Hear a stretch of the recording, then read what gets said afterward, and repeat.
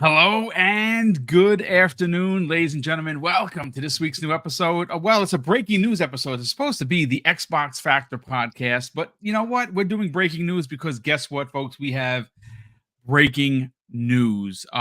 This is not going to come as a shock to a lot of people. This is going to be, well, we kind of heard this, but it has been confirmed, ladies and gentlemen, that Call of Duty Black Ops 6 is going to be in Xbox Game Pass day and date. Now, this is being reported on by many people in the industry, but we're going to go directly to the source. And there's Xbox and Microsoft has confirmed through their social channels that this monster-sized game will, in fact, be dropping into Xbox Game Pass day and date. They had a live action trailer with what looked like real life presidents, that the doppelgangers, if you will. I thought it was really good.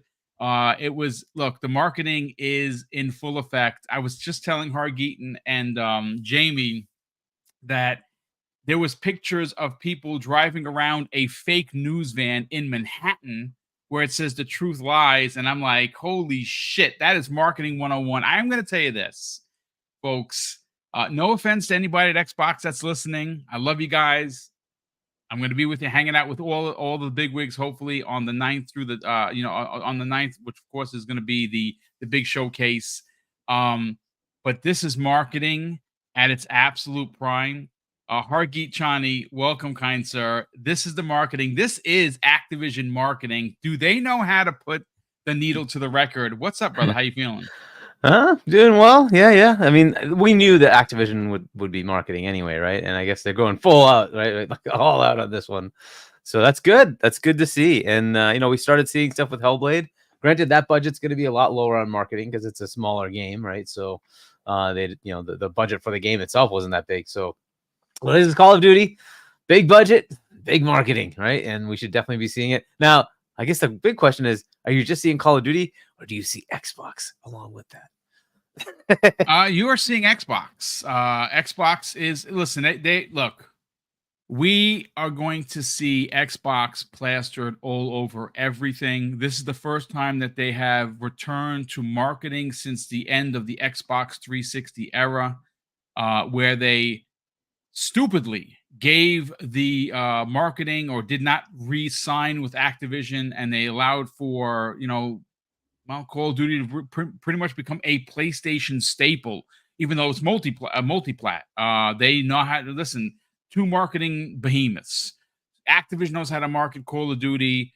PlayStation knows how to market, third-party deals to trick people into believing that it is only on PlayStation, which they have done with the normies. And well, here we are. Not only is Call of Duty first party, it is in Game Pass, and the marketing is, well, Xbox exclusive. Jamie Moran, we were talking in the green room. How you feeling, sir? Welcome back. This is, again, we heard about this last week.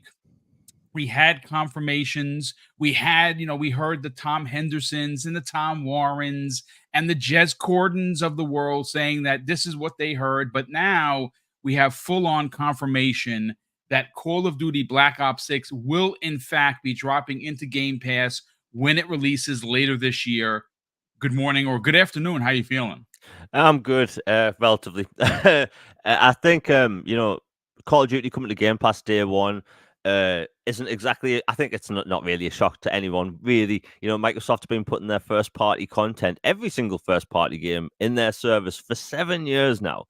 So, like, we've seen over the past few weeks people trying to speculate, are they going to add more tiers for Call of Duty specifically or Activision games?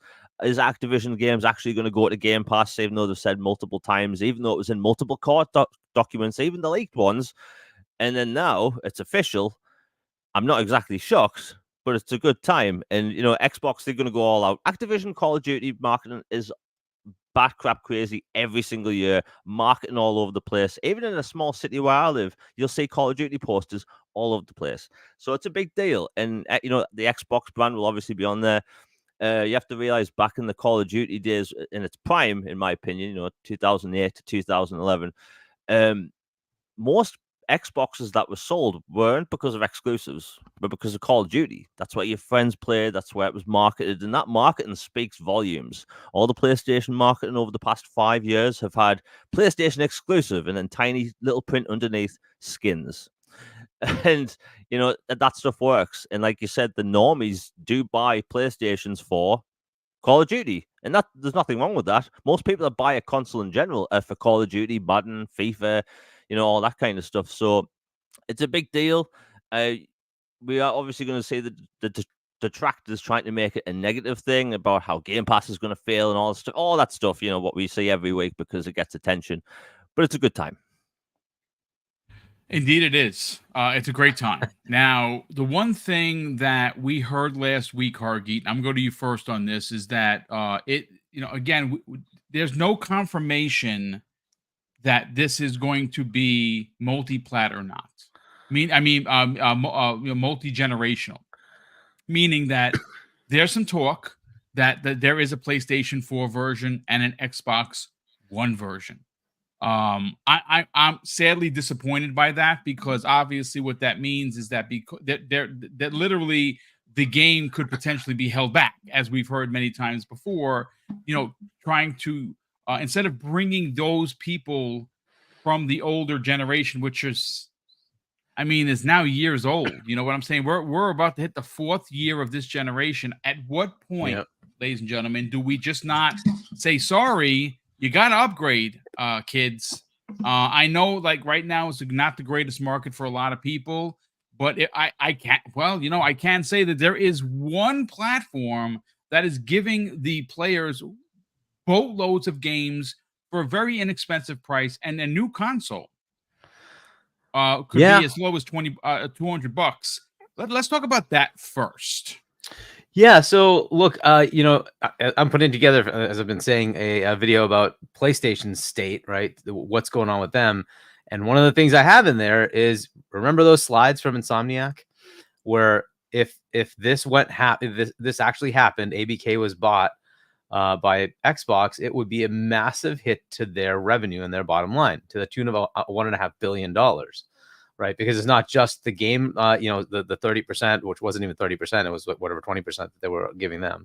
Yes, it's also PlayStation Plus, because a lot of people who are doing this, they play games like this, and then Apex, which is free to play, so you don't have to have PS Plus, right? Or Fortnite, you don't have to have PS Plus, right? But COD drives the need for PS Plus, right? So that's revenue they just lose, right? And this effect, right, of Xbox being associated with it will potentially drive people over. They saw that. And by the way, when did they see that? They saw it in 2027. Why? All their exclusivities end at that point, right? So all the games that are currently locked to them that can't go into Game Pass will suddenly be available in Game Pass. And Xbox marketing would be, you want to play any Call of Duty? Come to Xbox, pay for Game Pass. You've got all of them. You can do any Call of Duty you want. Right? That's a hell of a compelling statement to a Call of Duty fan, right? Now think of it this way. You want to buy a console, you don't have to pay even $200. It's $25 a month, including Game Pass, to get into the console. You're going to pay $70+ to just buy the game, right? Right. $25 a month. You got a new console. You got every Call of Duty. You got every Halo, Gears, all Bethesda games, Doom, whatever you want, right? The entire catalog of Bethesda, Xbox Game Studios. Oh, and by the way, all of Activision and Blizzard. What a statement. $25 a month. You're in, right? You're next gen gaming, 120 frames. You'll be playing COD at 120 frames. Is that a bad deal? Not really. You want to step up, it's 35. You can get the Series X. But look, those are options you don't really have on the other side. You don't. You want to buy their console? It's $500 and whatever dollars. Yeah, enjoy. I want to just interject for a second, if you don't mind, because there is a gentleman in the chat. Let me see if I can find him.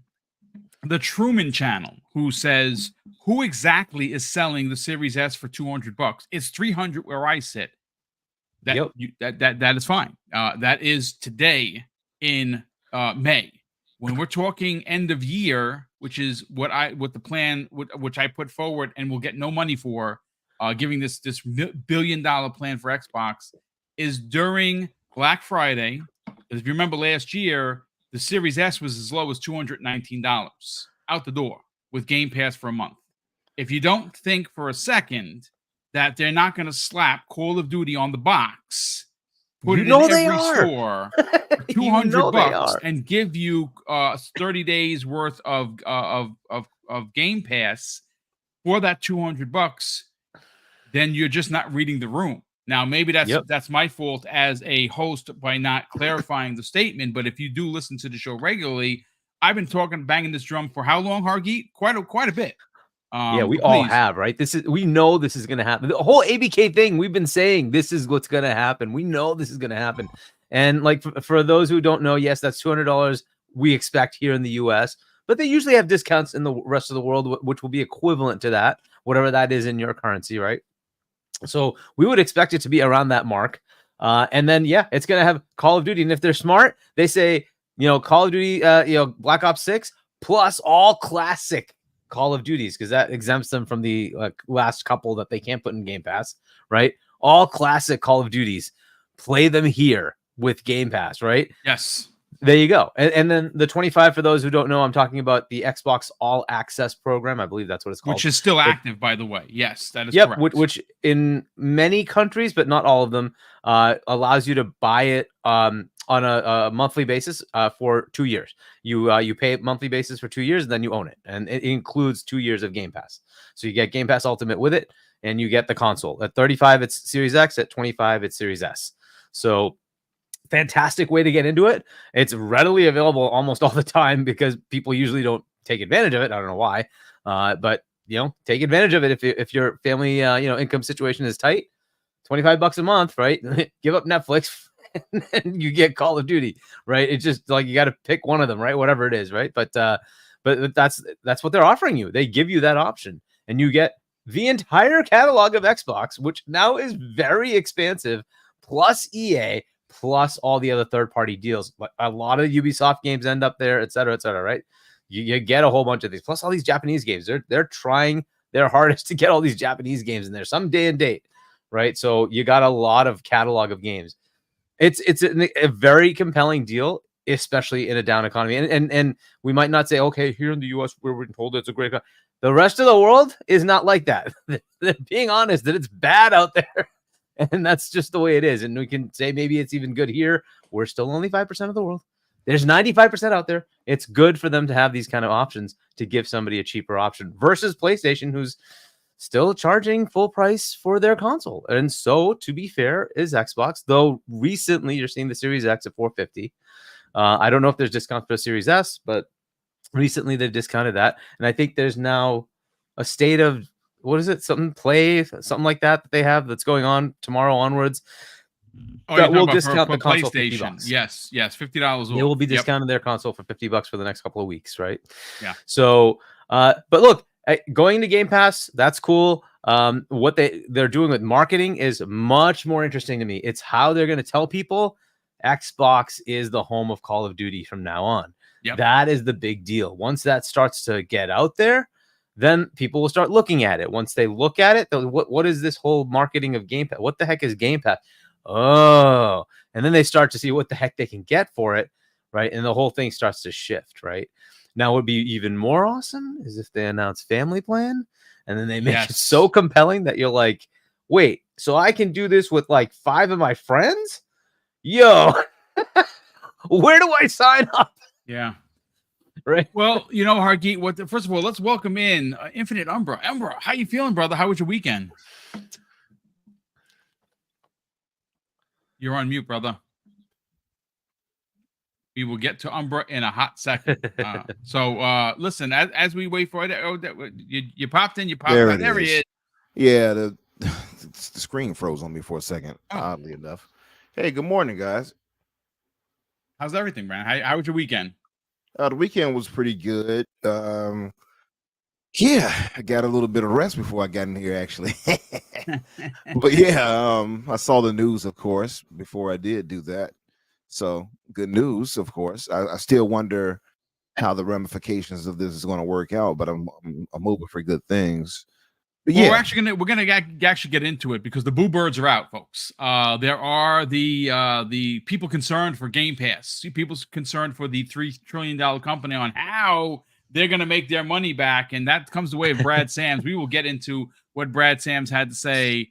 Obviously being slight correction, just because I checked it right now, they did bump up the all access a little bit. It's 27 and 37 now. Okay, so I just put the link in the private chat. Maybe you can dump it into. Yeah, because a lot of people actually are, he are actually in the chat right now saying that they use that program. So I mean it works. I'm going to drop it in for the chat. Thanks to Hargeet. So if you are potentially interested, not that we get a dime for it, this is the all access link. So if you wanted to get a Series S, it is $27 a month. If you want to get a Series X, it is $37 a month. That comes with the console. You pay that for 2 years. And in the process, you get full access to Game Pass Ultimate plus all the other things. And you get that for 2 years for that very, very, very inexpensive price point. But yeah, Zach Riley says it's called the Days of Play. Yeah, I mean, that's good. I mean, you can play old games, but I thought that PlayStation gamers didn't do that because there are no new games. And if they are, well, no one's really playing. I'm talking about Final Fantasy VII and a few other ones. No one's playing those games, sadly enough. But listen, I want to bring in Jamie Moran. Jamie, this is news that we talked about last week. You made mention about it on your show, but this is the confirmation. It is confirmed that, yes, the almighty Call of Duty will be dropping into Game Pass at the end of the year at some point. We don't know whether that's October or November, but it's definitely going into Xbox Game Pass. It is going to move the casual gamers to potentially get into the platform. I really think that this is one of those catalyst type of games that get the masses to move. Now, granted, let's be fair. Me personally, I would have not put it out on the old consoles. At some point, you're going to have to leave those consoles behind. And I think that, yes, you're not strong-arming the people, in my opinion. You're saying that you've been playing on a PS4 and an Xbox One for how many years? 11, 12? I'm sorry. Technology has to move, and sometimes you have to upgrade. The same way that I'm sure a lot of these same people upgrade their phones every year, you can upgrade your console once every decade. And I personally, again, I'm not a money marketer or even have a degree in it, so I'm probably wrong. But I would have not released this on the PS4 or the Xbox One X or the S. I would have made this next gen only for a whole mess of reasons, and I think that.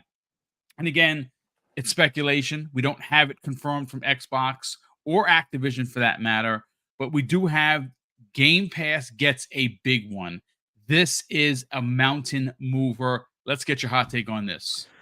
Yeah, before I talk about the Game Pass thing quickly, I'll mention the cross-gen stuff. So the current Call of Duty engine is made to be used on last generation platforms. As much as everyone, I would love a brand new Call of Duty to take full advantage of that. Like, go Hellblade 2 style.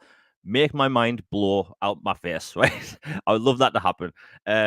But the current Call of Duty engine is a multi-platform engine, right? They can do, Xbox One and PlayStation 4. Your consoles may run loud when you've run these games, but they'll still run. And these companies still see a lot of money on last generation consoles, as much as people don't like that. Like, I cover upcoming games on my channel, like this. And I have a database of games. And you'd be shocked at how many games are coming to Xbox One and PlayStation 4 up to 2028. Right? That's a long time away. So, like, Call of Duty, that doesn't really surprise me. But as to the Game Pass thing, you'll have people run with it being like, a negative thing, how Game Pass should go up in price and how, they need X amount of subscribers. The truth is, Xbox makes more money outside of Game Pass than people think. There's the subscriptions to other services. There's game purchases, DLC purchases, and all that stuff.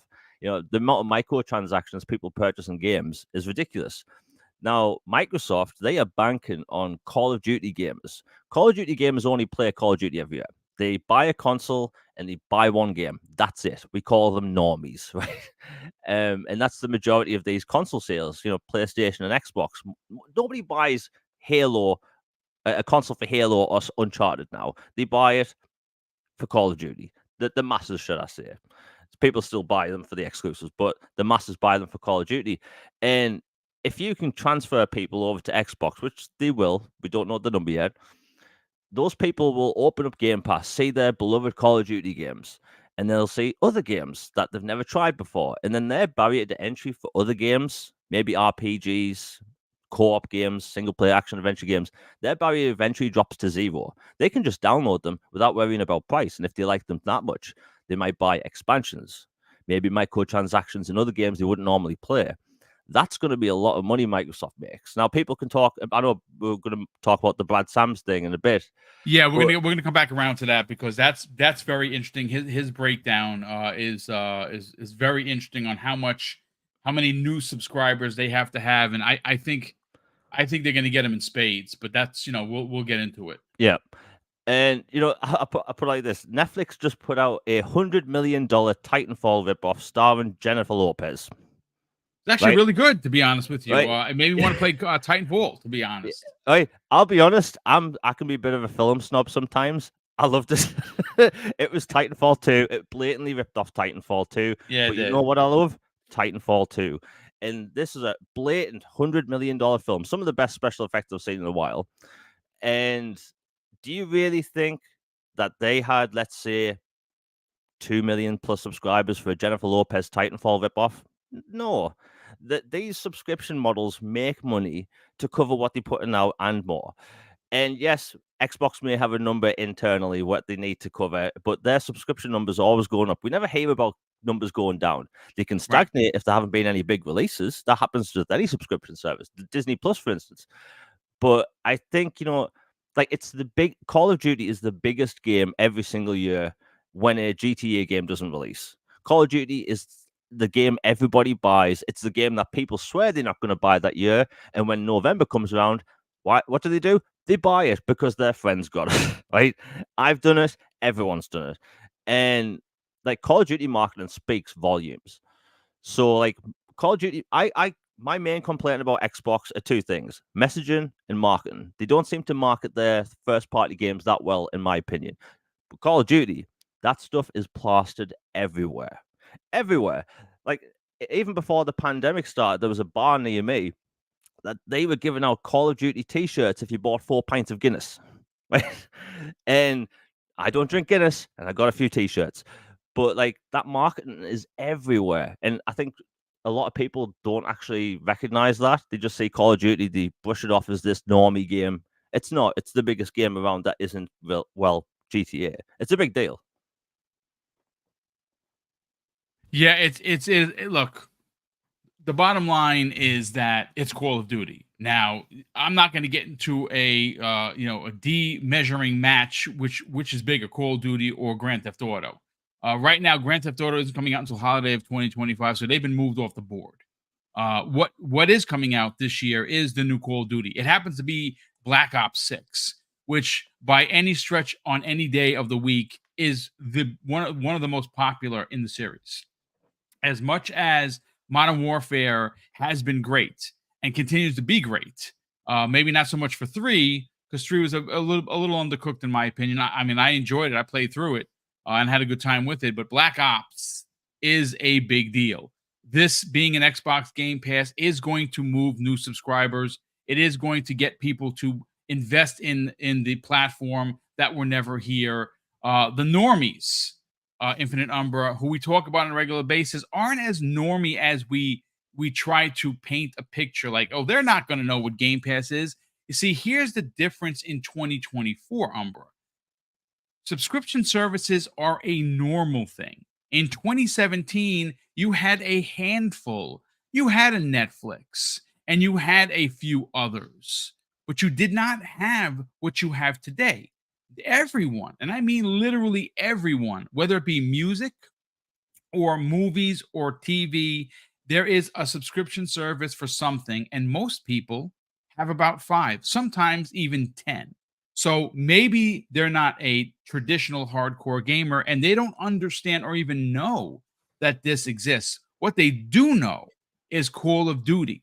I'm sure that they're going to be looking to buy it. But when someone tells them, hopefully it's Activision and Xbox, hey, you don't have to buy it at $76.43 in New York. You can subscribe for as low as $9.99 a month on console, and you could get this game. Or if you want to get everything, which of course, this is where we get into the weeds here.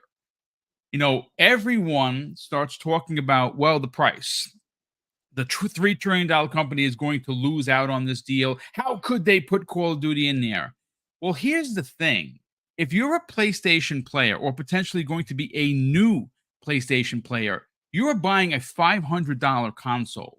You are spending $76.43 for the game, and you are spending $80 to be able to play with your friends online. If you look at the other side, which is Xbox, hopefully they're smart enough this fall to drop that Series S to $200. And if they do, and they give Game Pass in there for 30 days, you are technically getting Call of Duty for free. They slap that on a box, Call of Duty Black Ops 6, put it in all of your favorite chain stores, your Best Buys, your Targets, your Walmarts, you name it, your GameStops. It is going to fly off the shelf, and people are going to be like, wait a second, are you saying I can get this many games for this? And you're going to see a seismic shift. Let's talk about this breaking news. I wouldn't even give them that much. I mean, a month? No. Give them the 2 weeks, if not a week. Maybe even be even stingier and give them 24 hours. Here's a 24-hour Game Pass card. Get a chance to play Call of Duty or all these hundreds of other games. They always love to say 100, but you have hundreds of other games here. Get in here and play it while it's hot. And you got this off the back of a Series S that cost you only $200. This is like I hate to use this way, but colloquially, it's like a drug dealer where they would give you a little taste. This is what that is. All right, they're giving you a little taste. Here you go, a little sample right here. Now that I got you hooked, now you're a COD crackhead here on Game Pass. You know what I mean? Now I got you. So, but the thing is that they're going. That's the trick right there. And to Hargeet's point, to Jamie's point, the biggest thing here comes down to Microsoft. At the end of the day, we've all had our issues with their marketing. If they're going to make this work, it's got to be some strong marketing. They're going to have to change their ways. They're going to have to get things in order because they can make this work. That's the craziest thing. I'm still wondering if there will be eventual, some price hike. I'm guessing that will happen, but if they're going to make it work, price hike or however they're going to do it, they're going to have to market this properly. Like you said, tagging this on boxes, like we've talked about this before, tagging it on boxes saying, yeah, get Call of Duty and Game Pass day one. Here's the in all previous Call of Duties campaigns or whatever, however you want to do it. Or have them do a Halo C MCC style edition where they put all those previous maps and stuff inside of one thing or something like that or whatever. Like they have so many avenues of how they can approach it, but they're going to have to market this thing properly. You see the thing you shared with Brad Sams on what they need to try to break even with it. Roughly his math as he broke it down. It's rough, of course, but he said about 2.5 million, right? Ideally, yes, about 4.5 million, I think he said. And optimally, of course, 11 million if they can bring that many people over. Now, it can happen, but it depends on Microsoft. How much do they want? How much are they going to put into saying, hey, this is where you get, this is the home of COD now. That's what they have to do, Boom. And you look at they have a pie chart about the monthly active users by platform. Xbox is roughly 8 million, right? 7.84. Right. PlayStation is at 15 million, 15.68. PC is at 24.5 million, and mobile is ridiculously at almost 50 million.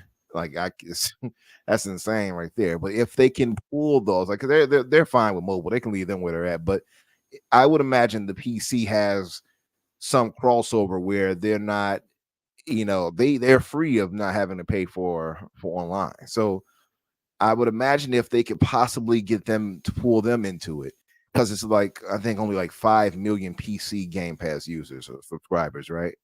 So if they can pull maybe 4 more of those million of PC players into a monthly subscription, that's a W right there in itself. Yeah. Mm-hmm. So that's what it is. They have to make up for that. And then you have the PlayStation players. And as we all know, that some of these PlayStation gamers, they're not playing first party games, as we've seen from the sales that first party get. They typically buy those just like many on Xbox do. They buy it just to play a COD or a 2K or something like that. If they can get them where they market it right and say, hey, Xbox has this day and date, people could shift. That it's very possible, but again, it comes down to how heavy Microsoft pushes, and I guess Phil and team, how hard they push the whole point of marketing.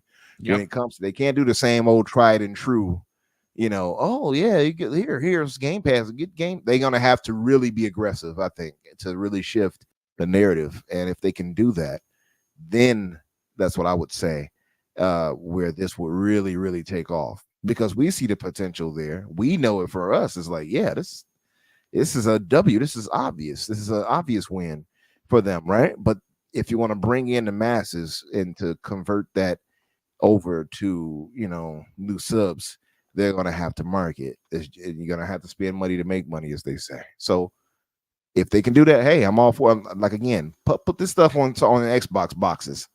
Make sure it's known. Like you say, give out a few little, like I said, 24 hours, but hey, 2 weeks maybe. A 2 They're going to weeks, give them the 30 days. There's no doubt about it. They're going to give them the 30 days. That's standard fare when you get a pack in from anything Xbox Game Pass related. They don't cheap out and give it to you for 7 days or 14 days. They give it you for 30 days. I thought the default was 14, right? Isn't that what you get? But I think in the holiday they probably will do 30. And the reason I think they should do that is because it'll get you hooked enough during the holidays. Mm-hmm. Yes. You're like, oh, I gotta get this. I gotta keep going. So either you're gonna go spend the money and buy these games at $70+, or you're gonna say, oh, well, what is it? Well, how much was it? $17? Oh, gee, I'm just gonna pay $17 and just keep getting that.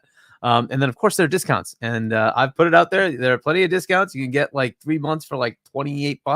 Yep. Mm-hmm. So go get the discount cards, right? You can make a way. So from my perspective, it was dead even. If you haven't watched my video of buying COD and getting online access, which is Game Pass Core, it was the same cost as just Game Pass for the year, Game Pass Ultimate for the year.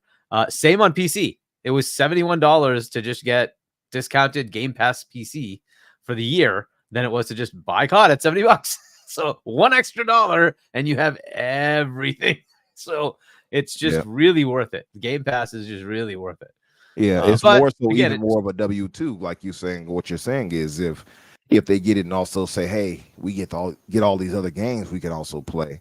Like the problem Indiana is, I Jones? think many of them kind of have this tunnel vision where they're just like, oh, just one COD, that's it. But it could play.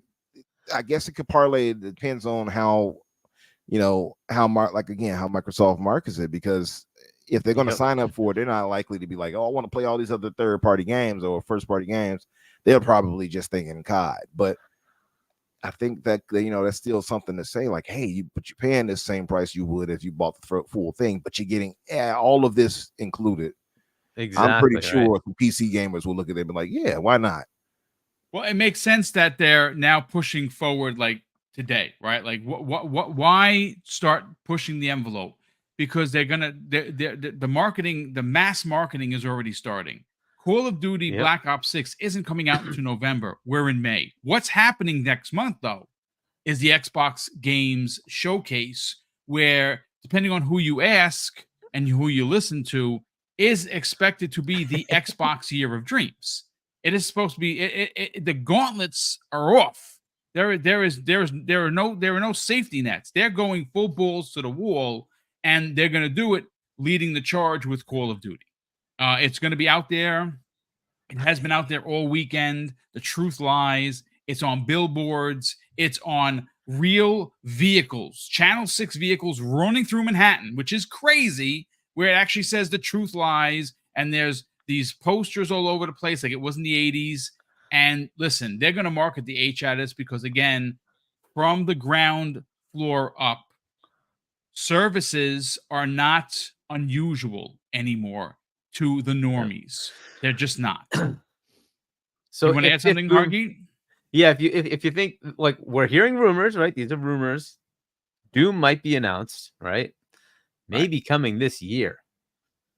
Do you imagine that? You have that on the box? Oh, you want to play the new Doom? No problem. Buy this box. It's included in Game Pass. You get Call of Duty, Jones, Avowed. Indiana Jones. You get, let's say Forza is coming. Forza Horizon 6 and Doom. $27 a month. Or pay $200 and whatever dollars for the Series S. Get Game Pass. Right? You just get all of these. It's such a compelling thing if marketed right. So we'll see what they do with it. But they have plenty of opportunity here, right, to push the marketing of Game Pass now, to bring over even PC players. But it could be as far as the console, it could push people over to the console who only want to play on console, right? So that's still something they have. The other thing to think about is, like, from and I guess we're going to get into the Brad Sams thing. Yes. A lot of the money that's made in Call of Duty is made on microtransactions. Right? That is absolutely correct. I don't think a lot of people know that. We're going to, I'm going to go to you first. You know what? So let's first of all, let's welcome in nearly over 1,100 live viewers, which is bonkers. We got almost 800 people on YouTube, and we have 349 people watching on Twitter, which is awesome. So a big thank you for everyone checking out the channel.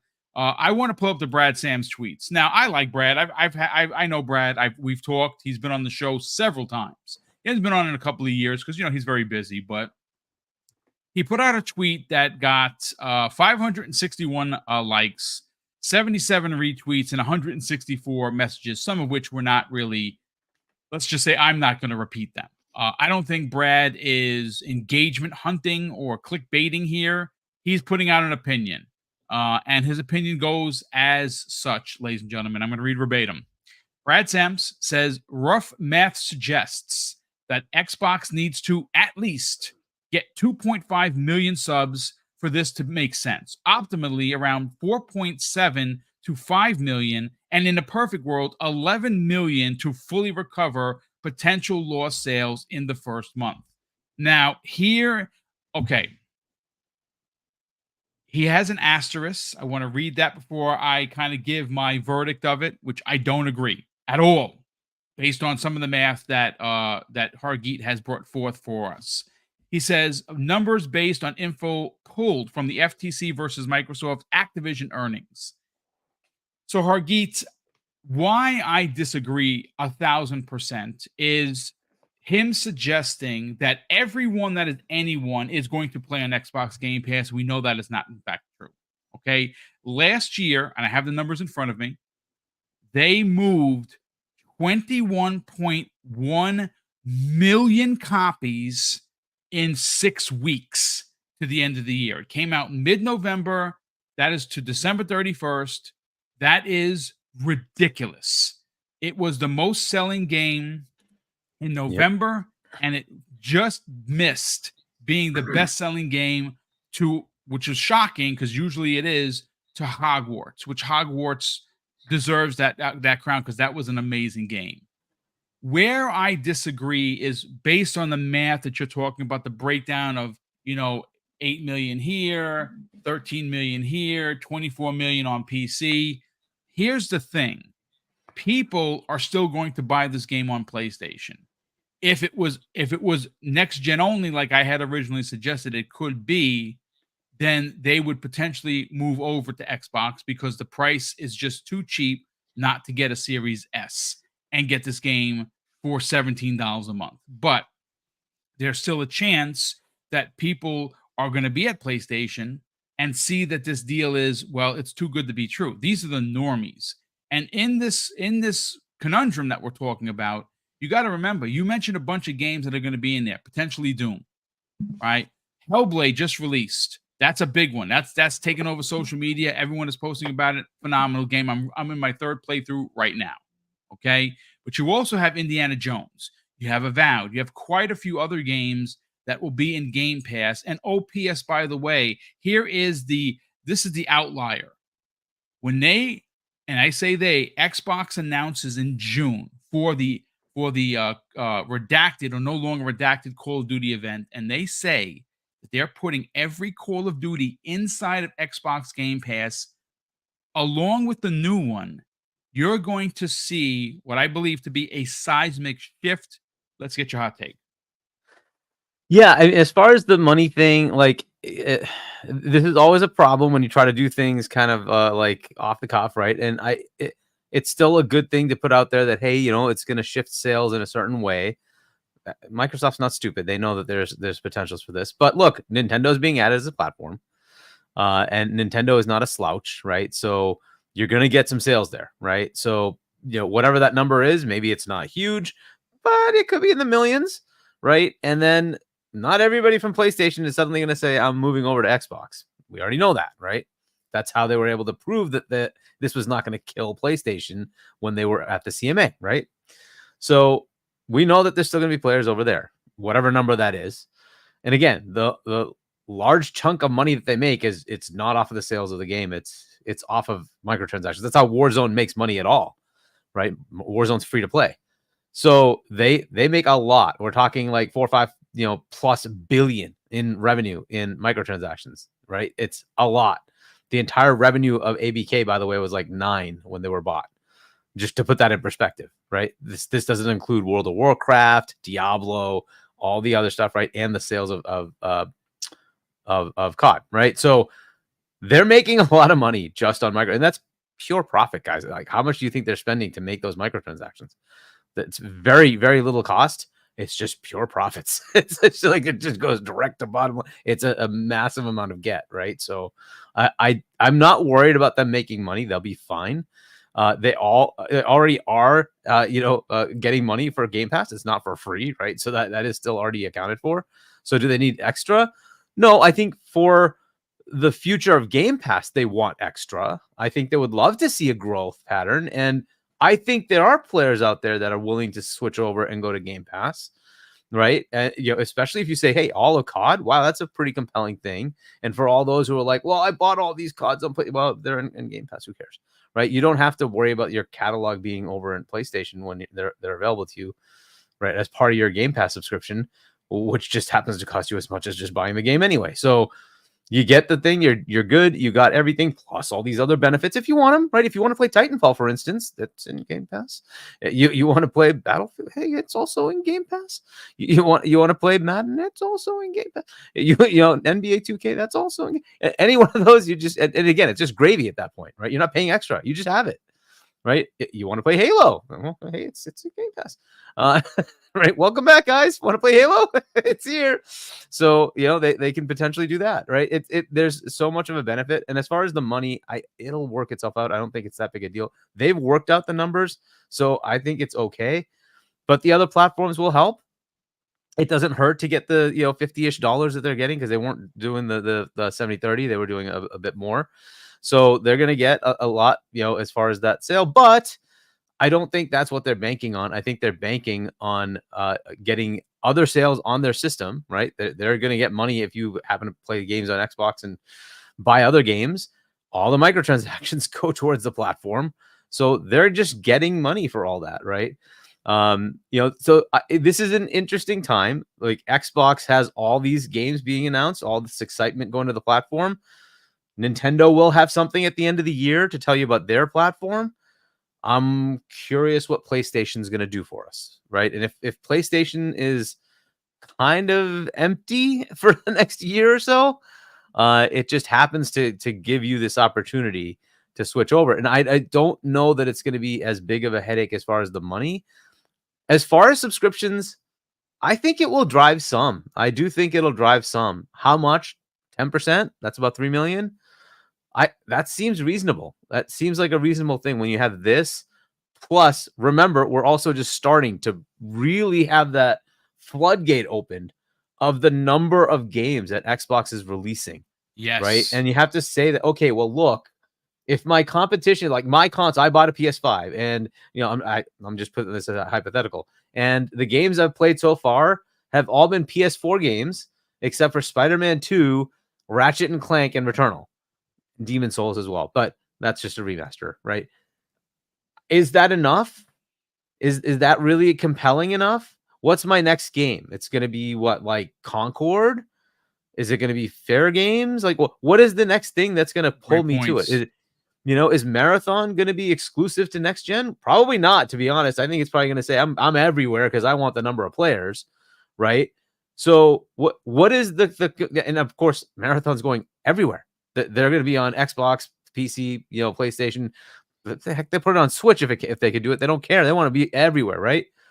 So what is the compelling thing that's pulling you in? We don't even know what that game is, right? Because all we have is a leak of Wolverine and a potential other Spider-Man, and they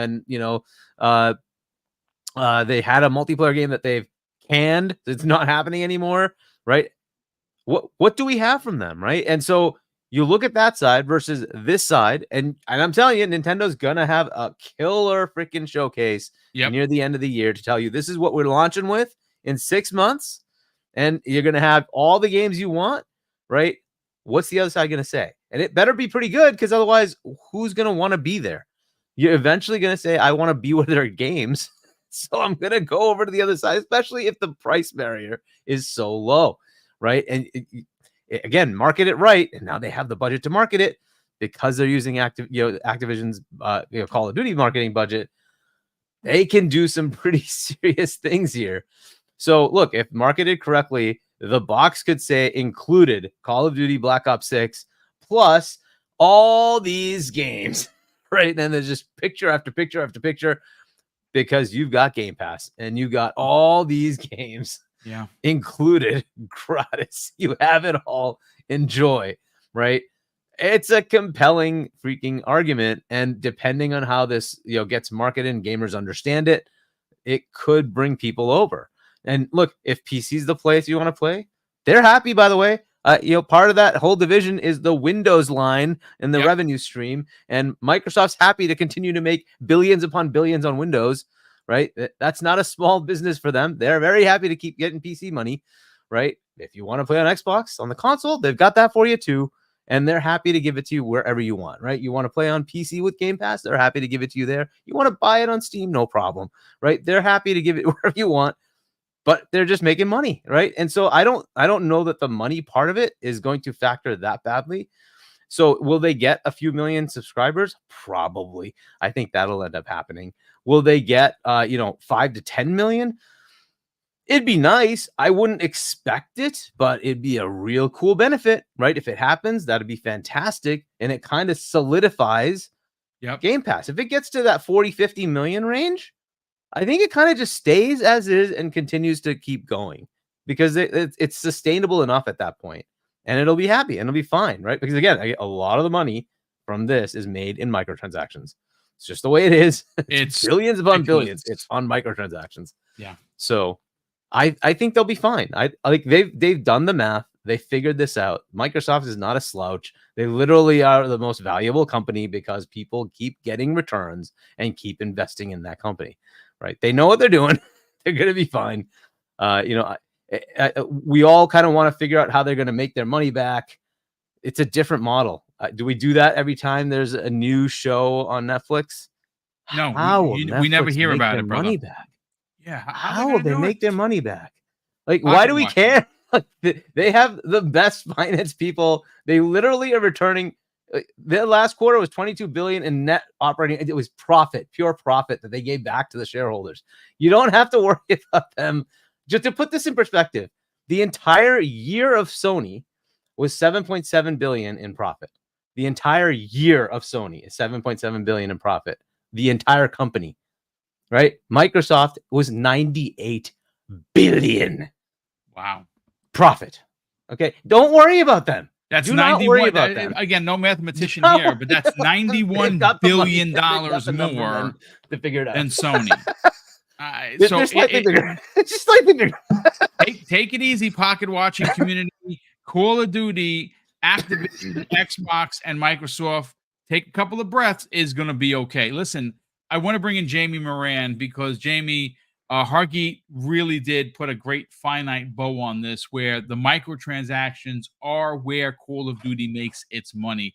But before I get to you, kind sir, let me just read off these super chats. First of all, the first one of the day comes the way of a channel member of 25 months in the form of Sith Lord, who is a good friend of the show. He says this: after June 9th, it's going to rain Call of Duty in Game Pass. I can't wait for more ABK games to come to the service, or to the Game Pass. So thank you so much for that, brother.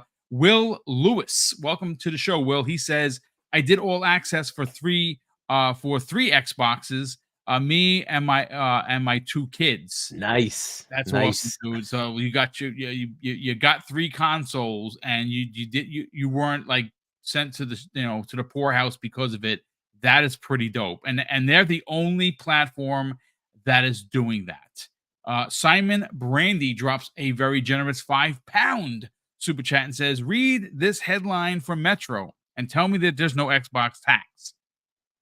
Xbox Game Pass, Call of Duty fans insulted by £700 bundle ahead of Game Pass inclusion, shaking my head. What? Metro gave Hellblade 2 a 5.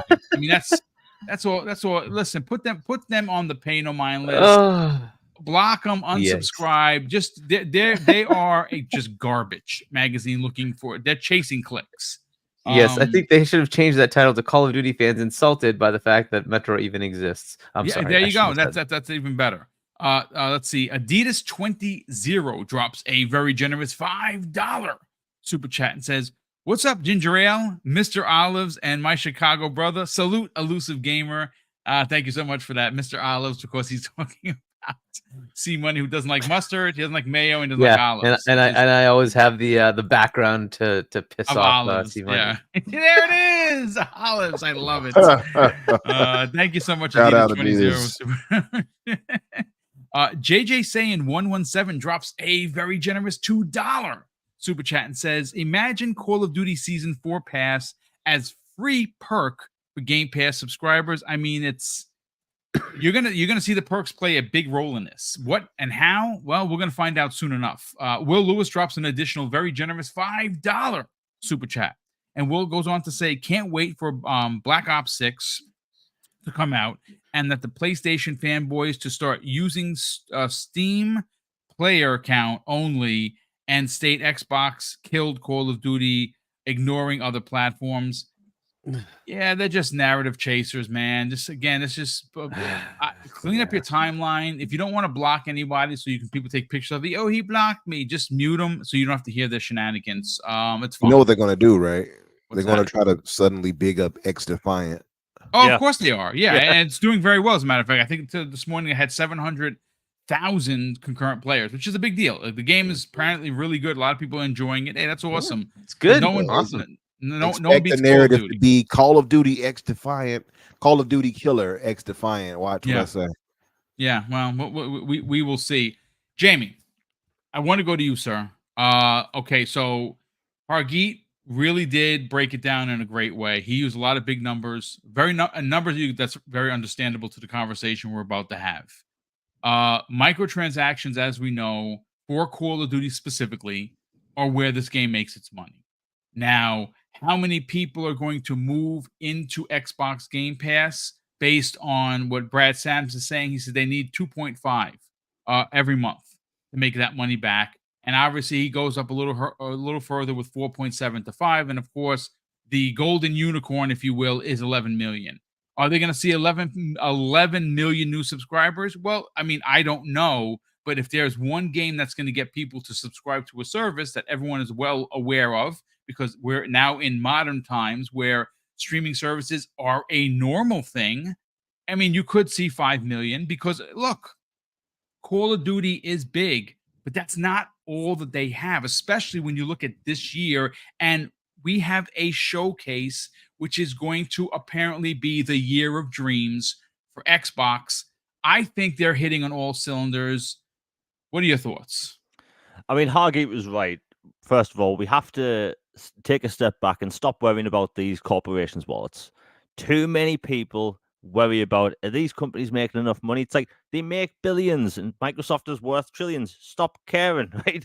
But the whole like Game Pass needing X amount of subscribers added to, for Call of Duty to be sustainable in Game Pass. It's just like it's such a 2D way of looking at it, because I've just gotten back into Call of Duty, especially with Warzone Resurgence. And the other day, I dropped down on the island with 38 other people or 39 other people, and the amount of people that were dressed up as Homelander or Rick Grimes shocked me, because I was big into Call of Duty when we were paying for map packs. Every Right. 3 months you'd pay £15 and you get 4 maps. That was the business model. And then in 2019, they decided to give everyone free maps, but we're going to start letting people buy these things called microtransactions. And do you know what happened? Call of Duty ended up making more money, even though the maps were free. Way too many people buy those skins, even to the point where I was thinking, should I buy a Homelander skin so I don't look like I'm just like a rando? Well, I didn't, but I'm tempted. But there's a lot of people that will buy skins. Ridiculous. Look, I bought one. I bought the Ash from Evil Dead. I bought the whole thing, and I don't even freaking play Call of Duty. But I was like, you know what? I bought it. I'm gonna play it. I'm a Halo guy. I held my own. I played it for a while, but I bought it because it was Ash from the Evil Dead. That's my joint. Yeah, Almost like enough pillow talk, baby. Yeah, and like I put it like this: my friend that I play Call of Duty with, he's massive into Call of Duty, and he was wearing the Spawn skin. Looked super cool, glowing green eyes. And I was like, so how much did you pay for that? And I think he said like £20 or something. And I said, are you a fan of the comics? You've never mentioned it. And he was like, no, I don't know who that is. He bought the skin because it looked cool.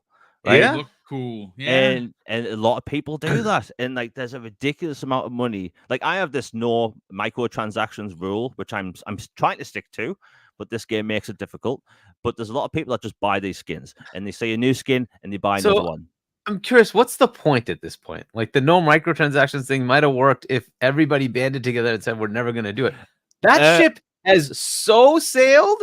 We're not going back anymore. Yeah, no, the no microtransaction thing is just me being stubborn. It just applies to me. I will. Dude, if you see something you like, just buy it. Like, what the I know, but the thing is, I say this, and I will buy a game on sale if it's like £5. I've essentially done the same thing. I've done that too. It's like I played this, but it's like it's only $2. I can just put it in my library. Yeah, I'm a creature of habit, and I'm stuck in my ways. But anyway, a lot of people buy these microtransactions. Billions of pounds are made with these things, and it's good money. And like Microsoft needing X amount of subscriptions is just a 2D way of looking at the Game Pass subscription thing. They're going to make more money off of that. There's people that have only played Call of Duty that will buy other games because people impulse buy. You see something in sale, you buy it. And that will carry on for years and months and whatever. And then they'll maybe get their friends involved that have never played on an Xbox or, subscribe to Game Pass. And they'll say, oh, wait, there's like 300 games or something in Game Pass.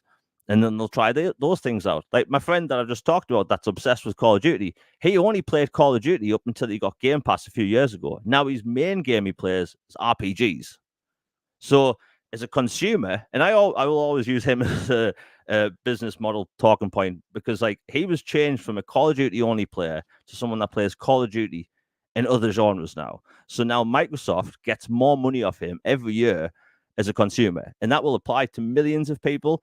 Do I think like the second Call of Duty drops in Game Pass, all of a sudden there's going to be a titanic shift and Xbox is going to be like 100 million consoles ahead of Sony? No, but it's going to bloody help. Yep. I forgot to mention one obvious thing.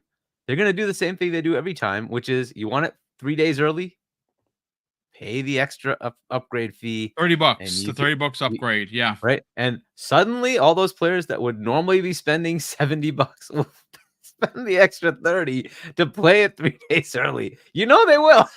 There's going to be a chunk of people who will just pay that, which again, it's just money in their pocket. Just saying. You know what? It's funny you mentioned that, because that, I'm gonna carry that over to Infinite Umbra. This is a great point. The one thing that we've known Microsoft to do, and they've done it with quite a few of their games, is this $30 upgrade fee, right? You get the game early. It's probably going to be 3 days. It could be a couple. It could be 5 days more. Who knows? It could entice people. Hey, 5 days more, $30. Let's just say for shits and giggles that, I don't know, between PC, PlayStation, and Xbox, 5 million people buy this $30. I'm no mathematician, but Hargeet, correct me if I'm wrong. It's $180 million early access. $180 million to buy a vaporless access to with a bunch of things that you can get for $30. So let's say 5 million people do that. Listen, again, I always find it hilarious when these analysts come out of the woodworks and they're like, boom, because that's how they sound. I'm really worried about the how Xbox is going to make their money. Microsoft there may be a for sale sign in front of the Microsoft headquarters in Seattle because they just killed themselves. It's just ridiculous. And Hargeet said it. They have people in place that will be there to make sure that this doesn't not make sense. I love how people say, boom, make this make sense because it's Microsoft and they're worth $3 trillion. They're going to be okay. Don't worry about it. Let's get your hot take on this. Brad Sams, again, I love the guy. He's painting what to be a little bit of a dark picture, in my opinion. It has to do this. It has to do that. Unicorn is this.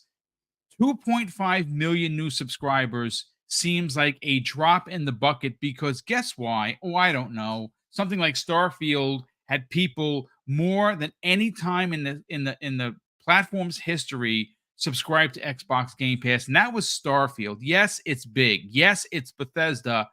This is Call of Duty. This is different. What are your thoughts? Yeah, it's different for sure. I mean, Hargeet and Jamie hit it both on the head. To Jamie's point when he was talking about the no microtransaction thing, the one thing that does catch me when it comes to microtransactions, and I've said it before, is cosmetics. So if I know it's going to get me, I know it's going to get them. So that right there is definitely going to be a strong point for them. Once they start putting these skins and things like that, and you just getting the game into Game Pass, right? Bro, to that point, just think they now have the Xbox library, right? What if you have Master Chief? What if you have Doom Guy? Man. Are you not gonna buy those? Come on. I'm definitely buying a Master Chief just off GP. Yep. I don't even play multiplayer like that in COD, but I'll be like, well, I might play a few rounds with Chief. You got my $20. Yeah, just take Doom my Guy shut up and take my money. Yeah, Doom Guy or something like that. I might run around with them a few times and get like tossed into the atmosphere by one of these Call of Duty players. Years of war. Marcus showed up. Right. Revive me. I might have to get a little Marcus skin, Yeah. No, that they put that in. You can actually revive in Call of Duty, right? Oh, they put that sound in. Yeah. Revive me. Yeah, nice. Yeah, my brother might have to invest, and I don't even play COD like that, so I can imagine the diehards seeing that and like, yeah, I'm definitely getting that. The microtransactions is going to save the day for them more than anything. But I mean, even if you just ignore that, I like the idea that the early access, the 3 days. But the thing I think, though, if I'm trying to keep it grounded, is I wonder if Microsoft, since they've already announced that it'll be parity, would that prevent that? You know what I mean? Would that possibly prevent that? Or would it, they have to do it? I think they mean parity on features, because like if you could do something on Nintendo to have a specific Nintendo character, I think they'll be fine with that. PlayStation to have a PlayStation character, I think they'll be fine with that. Okay. Well, I mean, as long as that's the case, then I agree with you. The early access thing is definitely something they can market off and collect a cool 200 million from really quick. You know what I mean? Yep. So, yeah, man, there's so many possibilities. I go back again to what it comes down to, the marketing for it. It really does. And, to Brad Sams, what he was saying, the math he did, it's quick math, it's rough, it's not precise, he says himself. Right. But yeah, if they can convert that many people over, and I know Brad, he's not saying it as a doom and gloom because that's just not who he is. So if he's saying that, he's saying, hey, this can guarantee a positive result for Microsoft, I'm pretty sure he's on the money with that, or at least on the right track. So I would love to see that be the case, because Microsoft, or at least Xbox, the division, needs this win, and this is the way that can lead to more, I guess, a more secure future for all the other titles in general. Just this right here, this I guess there is some possible, if I had to be like, well, what's the negative? I guess there is also too the fact that they can be like, well, Call of Duty is doing this, so now we need other games that's going to be like Call of Duty to do this, right? But which is what they were talking about, might have been the case for the other games that were like, oh, they don't want them to have their freedom now to create.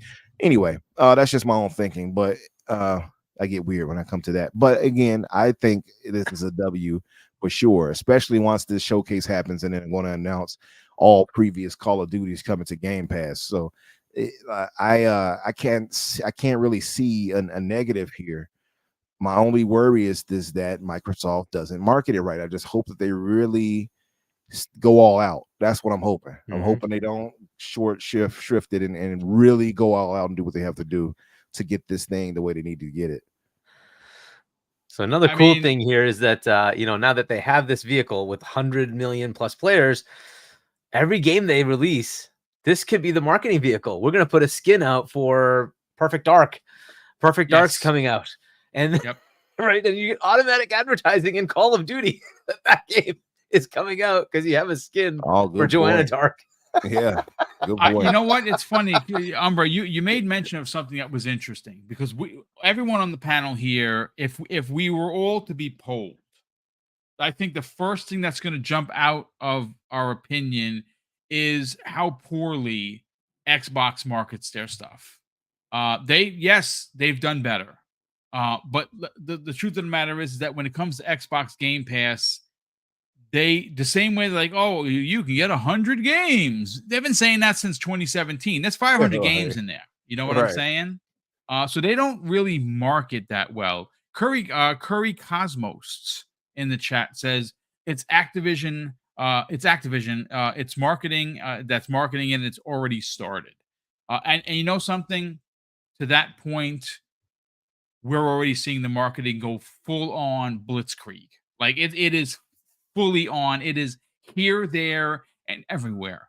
But how do we, or me, like I'm getting paid, how does Xbox incorporate Game Pass?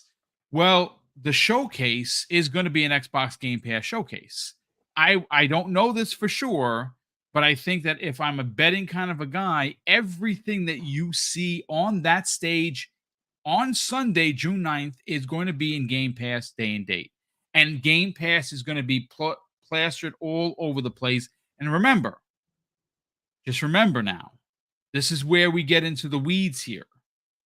There is a secondary show, which is the Call of Duty gameplay reveal. The entire freaking planet is going to be watching this. And in that reveal, Xbox Game Pass day and date. This is where you're going to start to get the people like, what the, even if they don't know, what the hell is Game Pass? What is that? And this is where people are going to be like, I'm telling you, this is where you start to move the masses. It's marketing. You want to, yeah. Yeah. I mean, I'm just like, this is their opportunity at the, somewhere during that to say, and we now have the opportunity to offer entire catalog of Call of Duty to our fans as part of Game Pass. We're very excited to see what that does to bring fan enthusiasm back to our old catalog. They got to do something like that, right? And bring it in that specific thing, that segment, to say, hey, this is not just about this one game, but it's all of it, guys. All of it. You're getting all of it. All of COD is coming back. You can have any one of the games at any time. Play to your heart's content, right? Yep. That will be so killer as far as marketing Game Pass and what it offers you, right? So it's a cool opportunity. I hope they take advantage of it, but we'll see, right? They might just say it's all about this game. I hope they say, no. There's like a 30-second segment just about the fact that, oh, and we went back and we curated and brought all this stuff back into Game Pass, and now you can play like the classic, 360 PS3 era CODs. Here they are, and we're playing like all the That's what they need to do. Like that will sell Game Pass subscriptions like crazy. Yeah, it's maybe Gears doesn't do it for you. Maybe Hellblade 2 didn't do it for you. But pick your favorite flavor. Maybe that as a person on the outside looking in, you're like, I like the way the game looks, but I'm not going to invest. That's fine. Okay? That is fine. But Call of Duty is a monster, a Godzilla-sized monster on its own. And maybe, and this is the thing that makes me laugh, Hargeet, and this is for the chat and of course the panel. How many people in the gaming media, including IGN, which gave it, I think, a 3, right? They gave Call of Duty Modern Warfare 3. I'm pretty sure it was a 3. I think or they 4. did. Yeah. It was awful. Here's the thing. Somehow the gaming media tried to tell you, the consumer, that Call of Duty 3 wasn't worth the powder to blow itself up with. That's what they told you. They said this is a giant stink bomb. Don't even bother. And somehow, Hargeet, Jamie, and Infinite Umbra, they moved 21.1 million copies in 6 weeks. Now, again, I played the multiplayer. I couldn't tell you how good or bad it was compared to the other ones because I'm not a COD guy. Now, I do have near 22 days in Halo. That's my joint. But listen, I mean, you don't move 21.1 million copies of anything in 6 weeks if the game isn't good. And supposedly, well, like I think I said in the beginning, Black Ops is the tip of the spear when it comes to Call of Duty games. Treyarch is and has overstepped Infinity Ward by 6 paces. They just have. This massive title, which is a return to what everyone loved about, supposedly, again, what you loved about this particular series, is in Game Pass day and date. It is going to move freaking mountains. And again, if it sells 1 million or 10 million, we don't give a shit because we're not getting any money. But what we are getting is value. We're getting value in our service, and we'll continue to skyrocket up. But we do have another topic. Again, I had written the show. I sent it to the guys last night. Had to rewrite it this morning. We got to talk Avowed. I think this is going to be a monster surprise for a whole lot of reasons, ladies and gentlemen. Now, Avowed obviously is a Obsidian RPG that is releasing this year, right? Again, we did hear that on the 10th of June, content creators as well as the press will be able to play both Avowed and Indiana Jones. They didn't say how much you'd be able to play, but it's probably going to be a demo. For them to have a demo ready to go is that they are confident that this game is ready to release in 2024. What's interesting, and I'm going to go to Umber first here because he is Mr. He is in the middle of his name is Unreal Engine 5 something. I'm going to find out what that something is just in a few seconds. We have confirmation from numerous sources. I happen to pull this particular story. Don't throw the virtual tomatoes. It's the one I found, and it makes more sense than some of the other ones I read from Gaming Bolt, which I still like, even though, sometimes they do some stupid things. It says Avowed moved to the Unreal Engine 5.3 with support from the Coalition. This is a rumor, folks.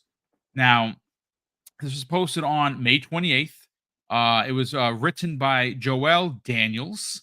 Again, this is gamingbolt.com. Avowed developer Obsidian reportedly received a helping hand from the Gears of War studio to upgrade the RPG's engine to Unreal Engine 5.3. Now, look, all we have to do is look at what happened, and I'm not saying they're going to be one-to-one comparisons because they're not, but look what the Unreal Engine did for Hellblade 2. Redonkulous. Well, It has been now again. Take it with a grain of salt. According to Windows Central's Jez Corden, Obsidian received support to move the game to Unreal Engine 5.3 from the Xbox tech teams, as well as the Coalition. How the game's engine's newer version will affect development going forward, or what features it brings to the table that Obsidian wants to make use of, is currently unknown. And the story continues, Umbra. Interestingly enough, the Coalition hasn't released a game on its own in quite some time, with Gears 5 having come out in September of 2019 and its DLC Hivebusters coming out a year later. Since then, the Coalition has been working on unannounced projects, two of which are rumored to have been canceled, while also working as a support studio for other games. Leaks have claimed that the studio is currently working on the next mainline Gears, which is reportedly set to be unveiled at this year's Xbox Games Showcase. Now, obviously, they had some help. And they've been helping a lot of people. We know that they've helped Undead Labs with Stave Decay 3. We have confirmation. Now, whether you call it confirmation, it's Jez Corden. I trust, or I will say in Jez, I trust. If he's saying it, I believe him. Let's talk about this. Avowed, coming out this year, moved to the Unreal Engine 5.3. I'm expecting big things. What about you, man? Yeah, very big things. I mean, this is like you said, I'm an Unreal Engine enjoyer. So this is great news for me, right? A long period. I think it's dope to, for one, not only getting their tech team involved to ensure that, because it's like quality assurance, right? It's good to see that they're actually using their tech teams to improve these games, but to have the Coalition, who are masters at the Unreal Engine, jump on board to help them get this right, tells me, that they're saying, hey, we want a quality product from Obsidian. So that's a positive all the way through. We trust, most of us, I would say, would trust Obsidian to deliver a great story and character work. Like that's their thing, that's their bread and butter. But maybe the foundation of engine work isn't their strongest suit moving into doing what they're doing here. So having a tech team like that and the Coalition jump on board for this like cross pollination of development help, that's pretty cool in itself. And it's something I think we've all talked about before, like maybe they can get on board and help them do this and do that. This is really that, as you would say, Boom, coming to fruition. So this right here is pretty cool in itself because of that alone. That's really dope. Also too, like I guess you could probably expect that for other products or other games they have, should I say, that are using Unreal Engine. You could probably expect them to move up with those as well.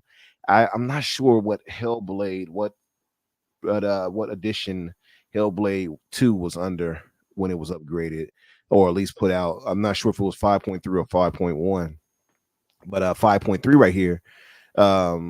It shows, I think, also too, because Avowed is targeted for release later this year.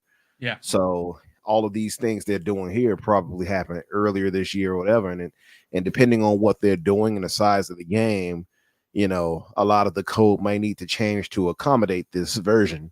So, but from what we've heard, even from buddies like 3-Bit, for instance, he talked about how relatively painless it is to move to the next iteration, be it from 4 to 5 or whatever. So that's pretty cool in itself, and that they make it epic and I'm sure it works with them too to help make it easy enough to transition.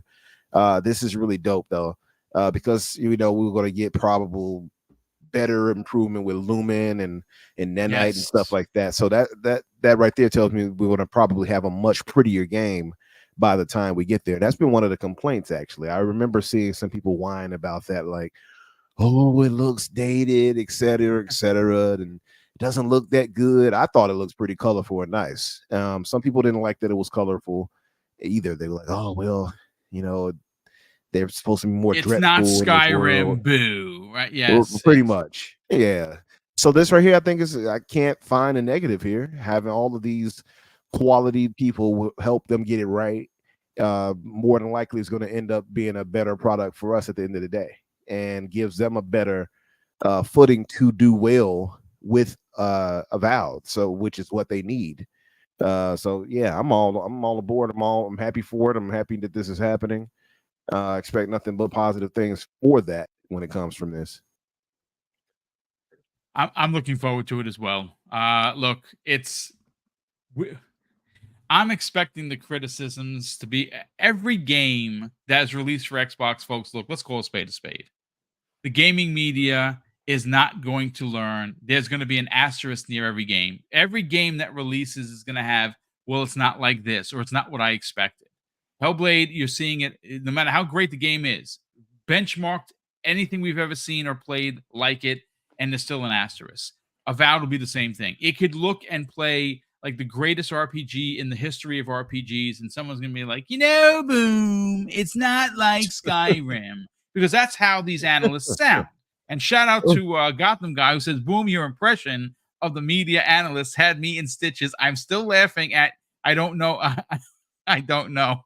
I know. Listen. It almost sounds like comic book guy from The Simpsons. Yeah. It's just that voice happens to pop in my head every time I think of like IGN or somebody at Gaming Bolt or one of these sites that just go out of their way to shit on Xbox. They can't have a manly voice. They just can't. Sorry. It's just my opinion. But you know what? Whatever. Listen, before I bring in Hargeet, Ares EMS drops a ridiculous 10 double barrel gaming memberships. Bro, that is crazy generous of you. Thank you so much. If you did get one of them, please be a gentle person, whether you're male or female, and thank Ares EMS for that. That he doesn't have to do that, and well, he did. So thank you so much, Aries. Super appreciate that. Simon Brandy drops an additional £2 super chat. Simon says, X-Defiant could be a Call of Duty killer. Could be a Call of Duty killer Metro headline. Yeah, I mean, it's someone's gonna write that.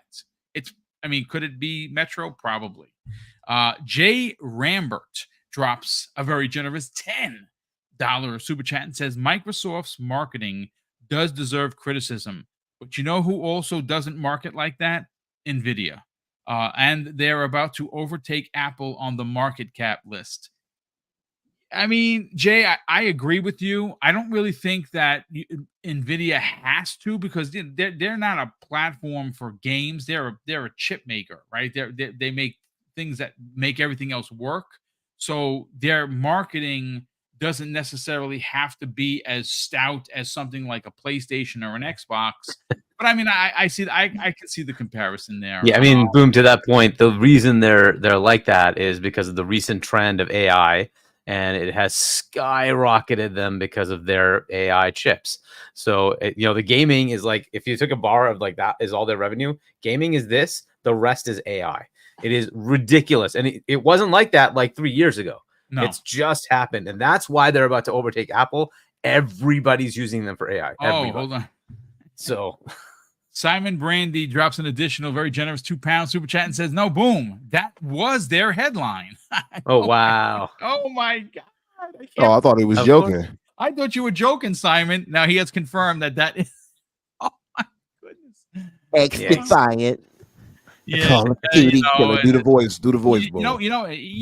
Boom. X-Defiant is a Call of Duty killer, and that's just what they do. Sorry, you COD knuckleheads. Yeah, sure, whatever. Xbox loses. Oh my goodness! Wow, thank you for the additional £2 super chat, brother. I you know what? Why is this not a surprise? You know what, Hargy? Let's talk about, because this is Obsidian. Obsidian is known for a lot of things, and being good RPG makers is one of them. This is based on an IP that currently is out there into the ether. I've never played the Pillars of Eternity series. It's just not my kind of. It is an ARPG, not for me, which is fine. This is in that universe, so all of these characters, I don't know if they actually exist or they don't, but I'm very excited for this game. Anyone that enjoys an Obsidian RPG immediately equates not only some of the stuff they did in the past, more specifically, Fallout New Vegas being the tip of the spear, at least for me. Obsidian did, in fact, make Knights of the Old Republic 2, which is 100 years old at this point, but they are legendary RPG makers. The Outer Worlds came out a couple of years ago. They're currently working on the Outer Worlds 2. The Outer Worlds 1 was absolutely amazing. It gave me like serious Mass Effect vibes because of the companions and their stories, which is why I really loved it. And I think you're going to get that here in Avowed and Spades. But let's talk about the upgrade from the old engine, which I wasn't sure what it was, but it is going to now be Unreal Engine 5.3. And we haven't seen this game since its initial reveal, I think, was it at the beginning of the year, maybe, and maybe even before then. I think they have something special here. Let's talk about getting help from the coalition. Yeah, I mean, that's going to be cool for any of the studios, right? You might as well take the take advantage of the team that understands the engine more than anybody else outside of Epic. So that's pretty cool. Again, I don't know what that necessarily means. Are they going to like change? Like one of the things you could see is maybe the backgrounds and the ground, right? That could become more nanite based. That is a potential, right? It looked more maybe cartoony is a word. I don't know if it's really that, but you know, it looked a little bit less than like say Hellblade. That's real, right? Just total real. Now, maybe they don't want that though. It's Obsidian, right? Maybe they don't want that. Maybe they like that like more I guess stylized art instead of having it be like you know, just totally real. Which generally their games are like that, right? So I don't know. I'm not sure if they're gonna want to switch or not, but maybe they will try to do that. You know, like you look at something like Pentiment, it's stylized to the point of what it needs to tell you. And I know probably none of you have played it, which is too bad. It is a fantastic story and it's an awesome game, but it is very niche, right? I get that. You look at Grounded, right? It kind of did what it wanted to do. That's an Unreal game, right? And it's not intended to look like totally real, but real enough, right? But it has a style to it. And you know, you look at Outer Worlds, it's got the same thing. It's not real, but it's kind of real. But it has its own style. And that's kind of what they like, what I saw in Avowed.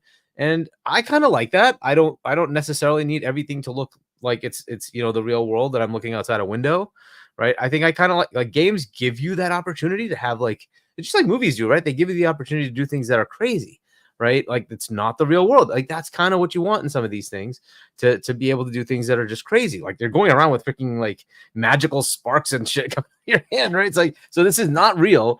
I kind of like that. I kind of like the stylized thing. But you know, if they want to try to take advantage of that, one of the other things they could do is simple lighting. The lighting that you have with UE5 could be upgraded with UE5, right? So that's a potential. We'll see. We'll see what they do with it. I don't want them to spend too much time on it, though. Like the game was ready. Let's just go, right? But if they did something in the intermediate time and they're now showcasing, hey, this is going to have more punchier graphics, fair enough. You know, but I'm just happy to see them put the game out. To your point, Boom, though, this is a niche game. Pillars of Eternity never sold well. Like we're not even reaching 1 million. Okay. Right. I just don't want people to say, oh, well, this game has to make like 20 million in sales or it's a fail. It's like, dude, this is not what Xbox is banking off of. It's part of the many different genres of games that they're trying to give to their consumer, just like Hellblade, right? Don't consider this the big next AAA Skyrim kill. It's not Skyrim. It's not intended to be Skyrim. It's intended to be an Obsidian game. And I'm so done with like the over, like the expectations on everything that Xbox puts out. It's like, come on. It is. Do you expect, you know, Grounded to be the next massive AAA? It's not intended to be that, right? So Avowed is what it is. And it's going to be like, for me, I'm very sure I'm going to love it. But I know what I'm getting into, and my expectations are always, tell me, developer, what did you want me to play, right? That's why Starfield failed for some people, is they were expecting to play a Fallout. It's not Fallout. You got to let the game come to you. Let it be what they're trying to tell you, not what you expect. There's too much of that, unfortunately. And to your point, there's going to be naysayers. Yeah. Why didn't it do this? Why didn't it do that? It's like, because that's not what they wanted to do. Does that really matter? Does knack have to be the equivalent of Last of Us? No, it does not. It does not. It can just be the game it is. Does Astro have to be the equivalent of Ghost of Tsushima? No, it does not. It's okay to make a different kind of, but you know when everybody else does it, Boom, there never It's any okay. complaints. No, it's applauded if it's done on PlayStation. But if Xbox dare give you something different, oh no, that's the end of the world, because all they want is God of War. And it's like, dude, Xbox does not own that IP. They're not going to give you God of War. You know what they will give you? Call of Duty, which is bigger than God of War. They give you Sea of Thieves, which is bigger than God of War. Whether you like that fact or not, it is. So take that. They give you games that are massive. You may not like them, but there are millions upon millions that do, and they're fine. They don't need you to play God of War on Xbox, though that might be coming if a certain rumor is true. But hey, we'll leave that for later. Well, like I said, over my dead body. Yeah. If that ever happens, where you get a mainline PlayStation title on an Xbox, it is going to be over for the community. Their community is going to be very upset. Our Xbots are going to have a field day. Oh, yeah. It would be so funny. It's going to be a day in infamy, that's for sure. Get ready, folks. We don't know if that's happening. I personally don't think it is. The game I see going over is Spider-Man 2018 and Miles Morales. That's what I see going over. Happening this year? No. Happening next year? Well, your guess is as good as mine, but I think it is happening because Disney likes money, Sony needs money, and well, they're not making any money on those two particular games. They're literally sitting there making no money for them. So how do you make money? You sell it on another platform. I don't know, kind of something like what Xbox did. Now, don't get me wrong. I don't like it. I say, don't put your peanut butter in my chocolate. It's fine.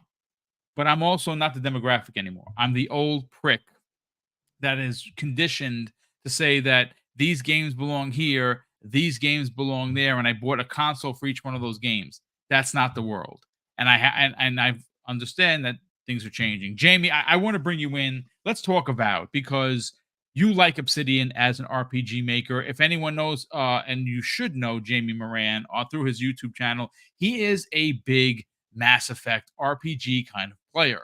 And if there's one thing or one takeaway that we both can agree on, is the Outer Worlds did have a very Mass Effect kind of feel with the way that you had your your side characters or parts of your crew with you. Their stories mattered, kind of like they did in Mass Effect. But again, this is Obsidian. Avowed is a new IP. Yes, it's in the Pillars of Eternity demographic. I never played those games. A lot of people didn't play those games. Matter of fact, like Hargeet said, they didn't even break 1 million in sales because they were very niche. ARPGs are niche. I have a feeling that this game is going to be something special. We do have, there's going to be naysayers that are going to come out and say, oh, it's not like Skyrim. It's not meant to be like Skyrim. It's meant to be like Avowed, how they're trying to tell this story. Let's get your take on the upgrade to the Unreal Engine 5.3. Yeah, so when it comes to the old upgrade situation, I think if you've played Hellblade 2, I mean, outside of the graphics, which they have to be the best graphics I've ever seen in a game, ever. But outside of the graphics thing, the most impressive part about that game is the audio and its use of scene transition when it comes to using an SSD. We've heard for the past 4 years nonstop about SSD tech, Unreal Engine 5, and we haven't really seen that to its max extent. And like playing this game, I'm like, they blatantly using that tech to its fullest. It's impressive. It's the stuff that people wanted to see for the past 4 years, because as much as I love many games that came out this generation, but I'd say people have still been wanting that next gen moment. What we had back in 2006 with Gears of War. This is one of those moments, and Unreal Engine 5.3, it's impressive tech. In the past, Obsidian's first-person RPGs have had this somewhat level of jank to them, just because of how they're made. Whether it been Fallout New Vegas, or even the Outer Worlds. Even though I loved that game, it did have a tiny little bit of jank to it, but again, small team. So it's good that they actually having developers from other teams help them work on the engine, because as good as Unreal Engine 5 is, it's crystal clear that all these developers still aren't ready using that tech. otherwise would have these graphics all the time. So it's good that they're doing that. And when it comes to the whole, Avowed being like, I know Hargeet mentioned the not being the Skyrim killer. I don't really look at it like that. I think Avowed has a big chance to be successful because it's actually the first RPG of its kind since Skyrim. We haven't had a AAA first-person magic fantasy role-playing game since Skyrim. Like, why in that time has that not happened? It's weird. So there's Skyrim fans that are looking at this thinking, oh, I'm going to get more, fantasy RPG. And also look at Baldur's Gate. You had normies, you had people that didn't play RPGs before buy this hardcore turn-based role-playing game and get into the genre. And now they are looking for more fantasy games. I mean, I do that all the time. So, like, Pillars of Eternity could be considered niche. That's why we can say Avowed is quote-unquote a new IP. Because a lot of people didn't play the Pillars of Eternity universe, all those games. And the thing is about this game, it still has to look like it's in the Pillars of Eternity universe. So it can't be looking like Hellblade. And personally, I don't want it to. I think the problem is this past generation is that during the Xbox 360 and PS3, you had these developers that knew that they had hardware that they couldn't make realistic looking games on. So they used this thing called art styles. Every single game could look great on a 360, but they used unique art styles. Batman Arkham Asylum looks amazing, doesn't look realistic. BioShock still looks good, and it came out in 2007, and it doesn't look realistic. And the problem with last generation is it's gotten people's frame of mind out there where every game has to look photorealistic, and if it doesn't, it gets called AA. The amount of times I've posted about Avowed, people say it's AA. No, it's a AAA game. It even says in their blog. But like, I love the fact that developers are using these different kinds of technology to make games look different. Because why does everyone want every game to look like God of War or Hellblade? I want things to look different. That's why I like Hi-Fi Rush so much. It was a moving cartoon. We don't get that every day. I don't want everything to look the same. So I love the fact that they're doing something different. I think Avowed's going to be great. RPGs are my go-to genre. And we haven't had anything remotely like this since 2011. People have been thirsty for years. We've had 3 different versions of Skyrim since then. 3. People still want more. People have wanted a Skyrim 2. So I think this is gonna, it's gonna appeal to those people. It definitely appeals to me, and I think a lot of people that are RPG fans will give this a go because over the past few years, there's been this uptick in fantasy RPGs popping off. You had Elden Ring in 2022 doing amazing numbers. Last year, you had Baldur's Gate 3 doing amazing numbers, and this year you have Dragon's Dogma 2, a game which was considered niche back in 2011. So I think it's going to be fine, and I think people have a special game coming here. Good stuff, brother. But you know what? This wouldn't be a breaking news special without additional breaking news. Ladies and gentlemen, we got some more to talk about before we end the show in the next 21 minutes. It is being reported by the good friends over at Xbox Era that Xputer reports that Xbox is publishing the first title from Rocksteady's founder, who started his own studio. Rocksteady Games, obviously, if you don't know who they are, well, they made some of the best Batman games in the history of Batman games. The founder of that incredible studio has left. He started now his own new studio, and apparently, according to Xbox Era's report, Xbox is going to publish his first game. Now I'm going to read verbatim, gentlemen. This is exactly what Xbox Era is reporting. Xputer, who is a noted leaker of Xbox news, has reported that Xbox is set to publish a game from Batman Arkham creators Sefton Hill and Jamie Walker. The name of their studio is the name of the game, I think, is 100 Star.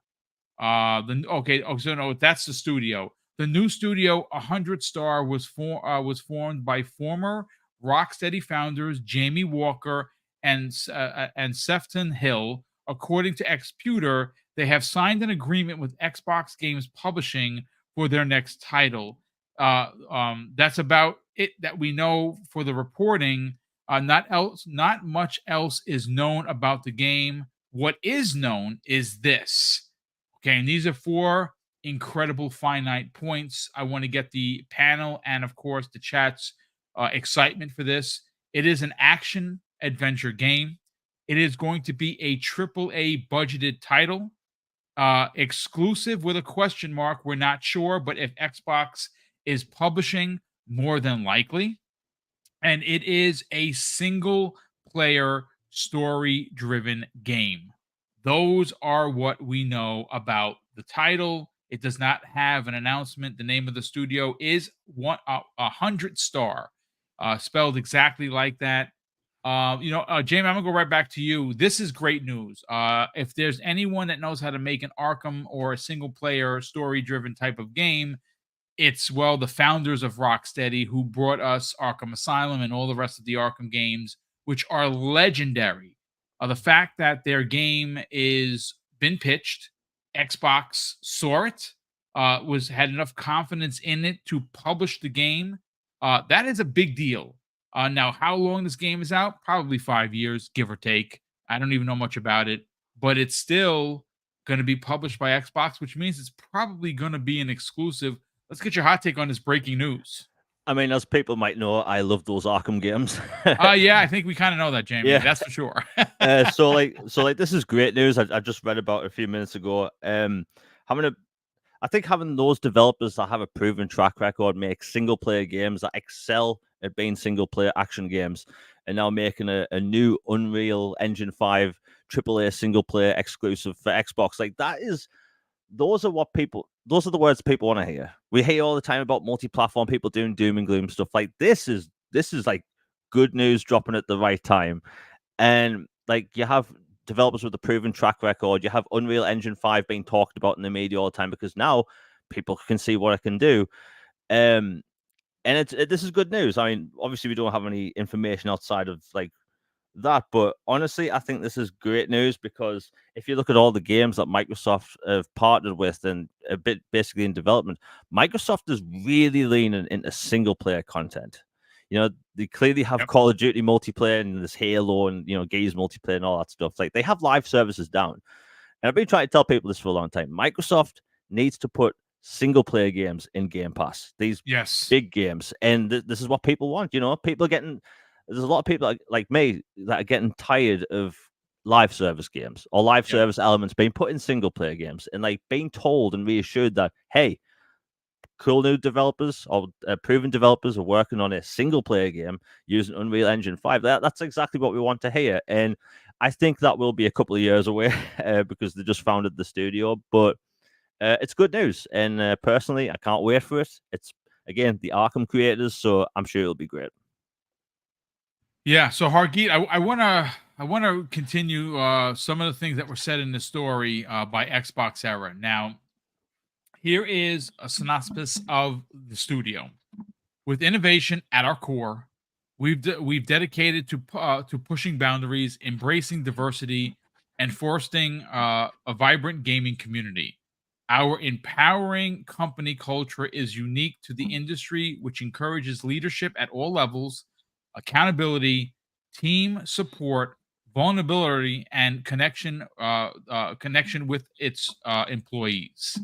Now, Hill and Walker, I didn't know this, apparently left Rocksteady just ahead of the launch of the Suicide Squad Kill the Justice League, and this was their parting message. With Suicide Squad Kill the Justice League nearly finished, we have both decided to leave Rocksteady at the end of 2022 and will begin a new adventure in gaming. We have the utmost respect and gratitude for and wish the people left at Rocksteady all the best. I mean, look, they left, they founded Rocksteady. They apparently didn't have control over what was being done, and that was thanks to WB. Now they have their own studio. They're going to make a new game. It's going to be AAA. It's going to be single player. It's going to be story driven. They know how to make these types of games. Xbox is publishing. This is a big deal, but how big of a deal is it for you? Yeah, this is the kind of game I wanted, right? Suicide Squad. Now, I played that like way back before it came out and told them that this isn't good. And then they retooled, delayed the game, and whatever they released. It just, I don't know. I found it very disappointing, and a lot of that, to your point, it was coming from corporate telling them they need to make a live game. Yep. And then made this like annoying thing that shockingly, just like the Marvel's Avengers game, when you try to make it live from a team that knows how to make single player games, it just doesn't work. And this is them focusing exactly where they want to, doing the core thing they can do, well. That's great. It isn't just those two people though. It does take a team, and you have to have a team of good developers. We'll see how that goes. They're going to have to get a whole bunch of people together, especially if it's AAA. That's going to be a lot of people to hire, right? So, fair enough. It's still though, it's an awesome potential. It may be a while, right? Because they have to build a team, get up to speed, and then start building the game. Unless they're planning to like hire, like the initiative did, hire somebody else to help them. It is probably going to be a little while before we see anything here. So like the initiative, that game has taken, when did they form that? Like 2017, 18? That game is now going to be started to be shown, and then we're going to potentially maybe get it next year, the year after, something like that, right? It's taking a long time, and unfortunately that's the way it goes when you're starting a new studio. So let them cook, right? I just wanted to put that out there. Let them cook. Don't have expectations that this is coming out anytime soon, but I love the idea. I hope it's licensed. I hope there's something like that, right? If they can get something along the WB or Marvel lines, that'd be awesome. If it's their own content, fair enough. Or another comic, by the way. There's other comics out there, and outside of just WB DC and Marvel. So they could get something else, but yeah, I'd love to see what they're going to do. If it's licensed, if it's going to be just something they came up with on their own.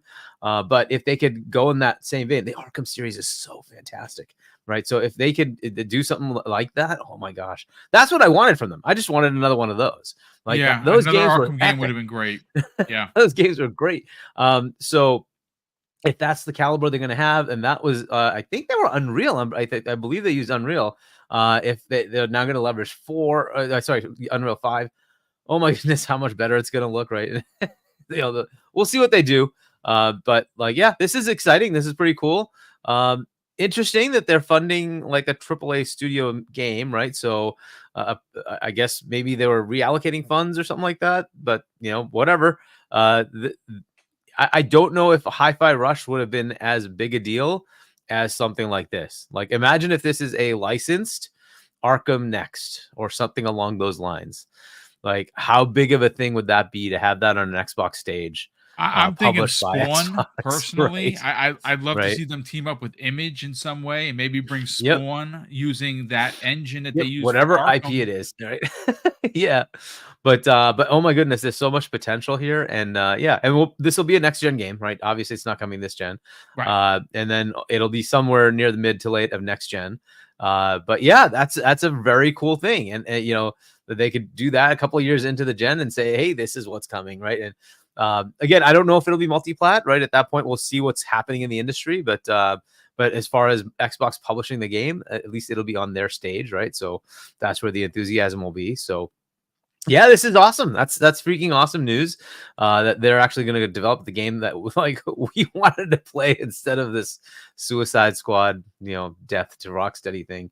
I hope the studio, by the way, doesn't go away. Rocksteady can still, I'm sure, do something good. But and you would think that they'd rush them to do an Arkham game to kind of, I don't know, fix it. Yeah. I mean, like, think of every time that's happened before, and what has that team ever been as good without the leads that really did the creativity of it? I don't know. Like BioWare has not been BioWare since their heads left, right? There's equivalents like that everywhere, and we'll see. It sometimes it can work, and sometimes it just fizzles after that. So we'll see what happens to Rocksteady. But exciting news here, though. This is great, and an Xbox game, awesomeness.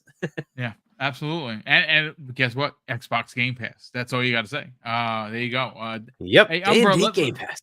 Let's get your final take on this. Rocksteady founders have teamed up with Xbox Games Publishing They are going to publish their first game that the studio is making. It is a triple A single player narrative based type of experience. I mean, we can all just assume that it's going to be similar in scope and scale to what they did with the Arkham series. Again, it's just speculation, but at this point, it is big news because obviously Rocksteady is a shell of its former self. That the two founders that made that studio what it was, with the talent that they had there, up and left. I did not know that they left. Well, now we know why they left, and this is big news for Xbox. What are your thoughts? Yeah, explain some things for me as far as the direction and things like that with the other games. But yeah, this is dope. I mean, for one, I mean, we've all wanted, well, not all, but a lot of us have wanted single player focused games, single player games from Microsoft. This could be that just one thing that Lord Cognito speaks about, right? A triple A single player game that's focused on that, and with a quality team, Sefton Hill and who was the other person, Jamie Walker. They, like you said, they were vital to Rocksteady. I love Rocksteady. We talked about Rocksteady many times up here, and they are part of the reason why we did love Rocksteady. So I expect them to turn in something really special here. They have now a team of over 100 developers there. I'm sure that's going to grow by the time they finish working on this. So I'm excited as hell for this, man. And of course, the icing on the cake, them using Unreal Engine 5. What else can I ask for? You know what I mean? You got Rocksteady developers making a single player Xbox game that's going to be in Game Pass using Unreal Engine 5. W after W after W for me. So no, I'm excited to see what they do and what they turn in. I just don't know what it will be yet. We have no idea. Maybe we might have it announced at the showcase. Maybe they'll say, "Hey, this is the game that we're working on." Maybe they'll, announce what it is just as a teaser. Not, maybe not, but I almost wonder that them showing this or this being leaked now leads to that possibly being a case that this is probably one of the leaks. But that's my own thinking. But no, this is really dope. I don't know where my wonder is what could it be based around? That's my only thing. Again, though, it's a single player, action adventure type game, which is right up my alley. My typical favorite type of genre is action adventure. So super excited to see what they can turn in. Yeah, 100 Star, right? That's the name of the new studio.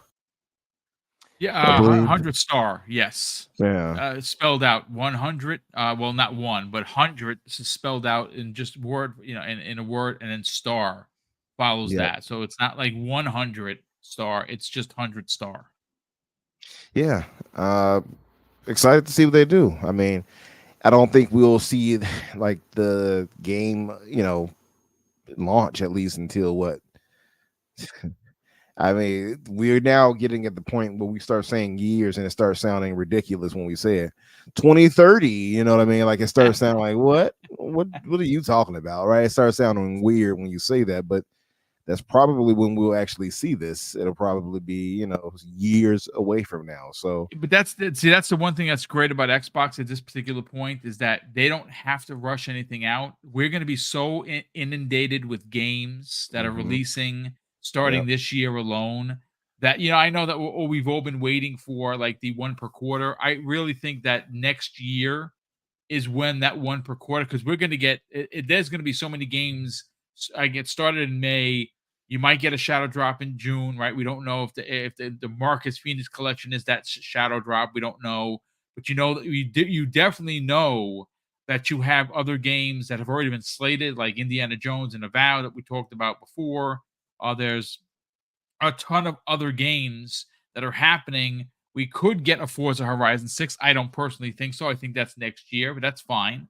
You also could get a South of Midnight drop this year because supposedly that game is done.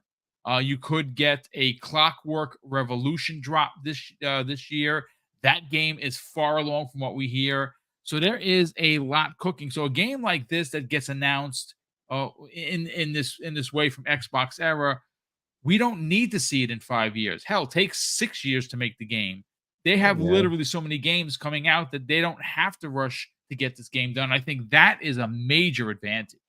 I agree with that too. It also shows like a different shift with Xbox, because one of the things was like, oh, they're diversifying and they're having a lot of these, double A games and stuff like that. Now we're seeing them really embrace the triple A thing now. Like they're Yep. not doing the whole, oh, we'll just give you a bunch of double A games you'll get in Game Pass. You won't really get triple A. No, they're putting out, or they're aiming for, really high end triple A products. So that's a different thing that's really going to reinforce, I think, not only at Game Pass, but maybe justify the price hike that they might eventually give us. I'll say this too. I wonder what would it be in Sefton Hill and Jamie Walker. I wonder, is it a licensed game? Would it possibly be a superhero game? You know what I mean? They worked on Batman. Who's to say this couldn't be some Marvel title or something like that? I would say, absolutely please. I love hope it that. is, to be honest with you, Yeah. because if it is, then yes, we're getting potentially, again, just look at their past work. That's, it is what it is. But Yeah. I like the idea. Marvel is, out there in these streets trying to get people to work with them. I know that they've raised their prices to 35% versus 25. So I don't know if people are going to take a chance on it, but you never know. I mean, someone in the chat said, I don't recall who it was. They wanted. I actually think it was King Webb actually said that they want a Daredevil game. I'm still waiting for that Punisher Coalition game personally. Oh, I'm looking That at it now. Yeah, I see Daredevil. I see Deadpool. Yeah, yeah, that'd be dope. Either one yeah, of those, and this would be right up their alley, especially a Daredevil. That would fit that almost would definitely fit. perfectly with the Yeah, style with of what they do, Batman. 100%. Yeah, so this could be a licensed game, just to throw it out there. I mean, they're a startup company, like 100 deep. Like I said, they just grew to that. I'm sure by the time the game is out, it'll probably be 150 or more. Who never know.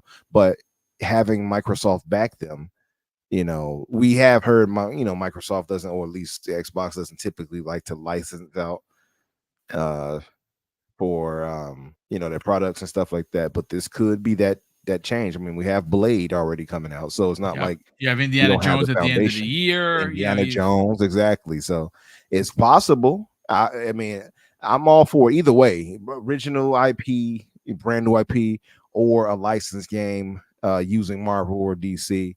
Sign me up. Yes. AAA, Unreal Engine 5, quality devs. Yeah, it's a W.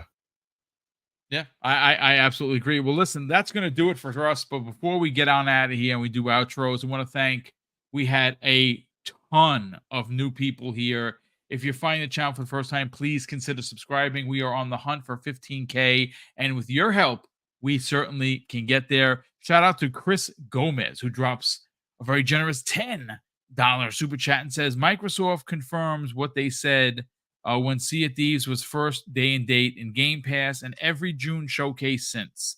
The media makes up rumors purely to serve themselves with no shame whatsoever. Yeah, the media is not everyone. You can't throw everybody under an umbrella and say, yeah, they're all bad. You can't do that with anything. But the gaming media, look, the truth of the matter is with the media, you got to be very specific and picky on who you listen to, who you support. That's entirely up to you. That's a you decision. The media, unfortunately, as we know, has used what is the metric of click baiting or click writing, and it's quite simple.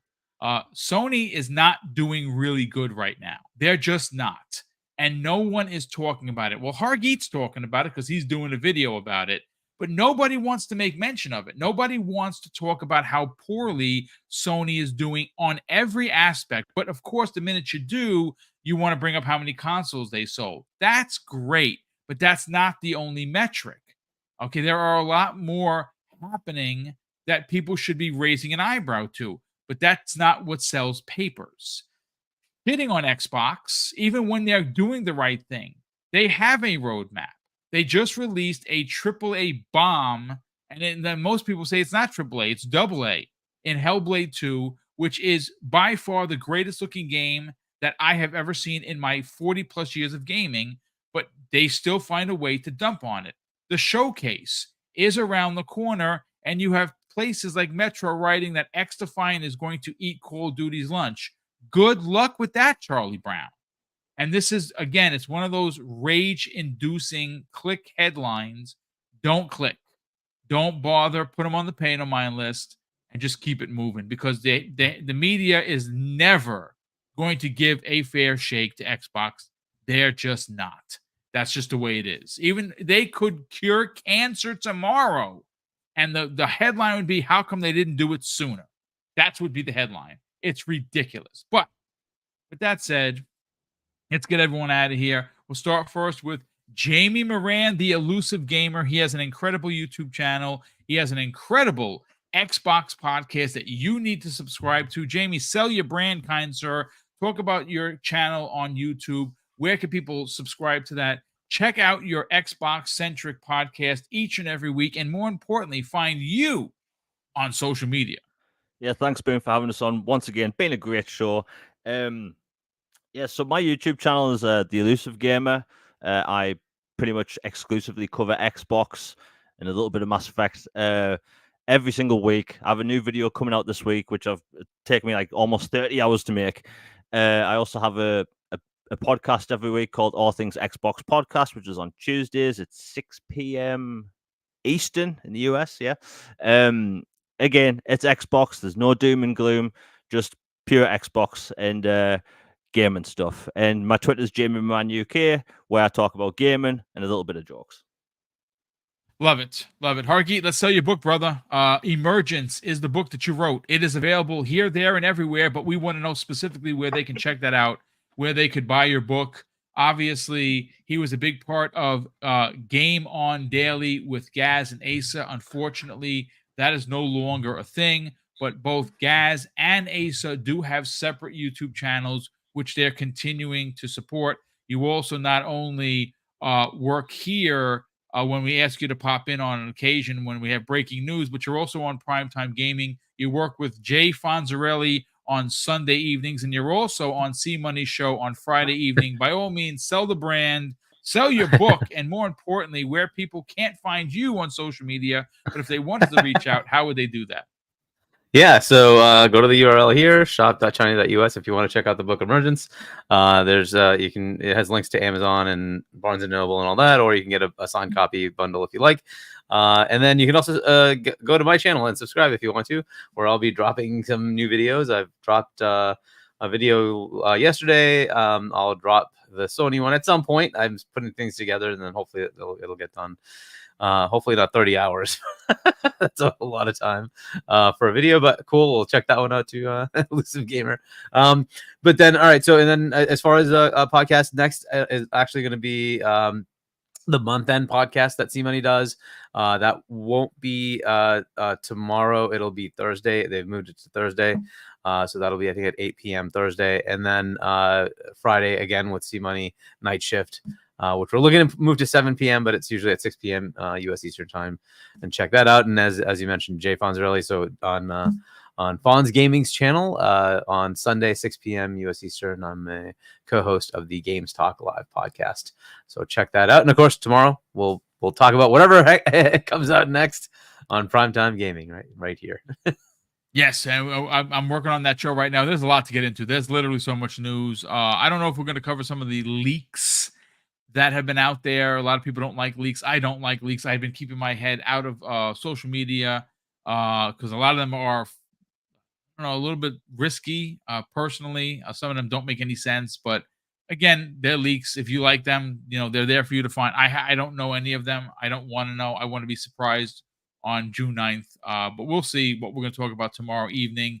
Finally, Infinite Umbra. Let's sell your brand, brother. Where can people check out the fix each and every week? Thursdays at, of course, 8 p.m. Eastern Standard Time. You and your and your good friend, of course, or your brother, Daniel McGee, put on a great show each and every week. Where can people subscribe to that channel and, more importantly, follow you on social media? Yes, sir. Thanks, of course, Boom, for hosting us. Yeah, you guys can find me, of course, on Twitter, X, whatever way you want to call it, Infinite Umbra or Umbra Infinite. You'll find me either way. Thursdays at 8 o'clock Eastern, as Boom alluded to. Danny is out of the country, so he won't be here for this week as well. He will be back right after the showcase. I know, by the way, speaking of that, I know some people try to sound cool and just say showcase like Bill says it. Please stop doing that, because you You sound silly. Yes, can't wait for showcase. You all are not Phil. Stop saying showcase and say the in front The of showcase. Just gonna say that's my own pet peeve. I'm joking, but yeah, good show, good talk. Excited for the future. Excited for the showcase. And yeah, you guys can find me there. Fridays, of course, the Infinite Podcast for myself, Risky for the Biscuit, that blue number, Dante J. Moody, and sometimes Garuda Intruder. Now, I believe both Holly and Dante will be out of there this week as well as next because they're actually headed to the showcase. So they'll be at the what's the word I'm looking for here? Summer Game Fest, if you will, and everything like that. So yeah, they have IGN Live, they have Summer's Games Fest, and they also have, of course, the Xbox Games Showcase. Yeah, it's a lot of good stuff going on, a lot of movement going around. So I'm going to have a bunch of featured guests to kind of fill that up for the show this Thursday as well. So yeah, and to Hargeet, I know you have to go, but to his book, I have it here. I'm gonna get started on this joint hopefully sooner than later. Nice. Yeah, but yeah, shout out to Hargeet for joining us, and shout out to the chat for being here with us, holding us down. Yep. Well, thank you for being here. Of course, thank you for Harkeet for popping in. Of course, thank you, Jamie, for being here. A big thank you to everyone that not only showed up today and hung out for the 2+ hours that we were here. A big thank you to all of the channel members that continue to support the show behind the scenes, as well as all the very generous donors through Super Chat. Obviously, they help the channel more than you could possibly imagine, and especially when it comes to the big giveaways. And we do have several monster-sized giveaways happening towards the end of the year, September through December. And of course, as we get closer through the summer, we'll talk about what the next big one is. And of course, I want to say a big thank you again for being here. If you're not already subscribed to the channel, we would greatly appreciate you give us a shot. I know I saw someone in the chat said that you just found the channel. I do live stream Monday through Friday, 5 different shows, 5 different panels, and all great content. We don't clickbait you in.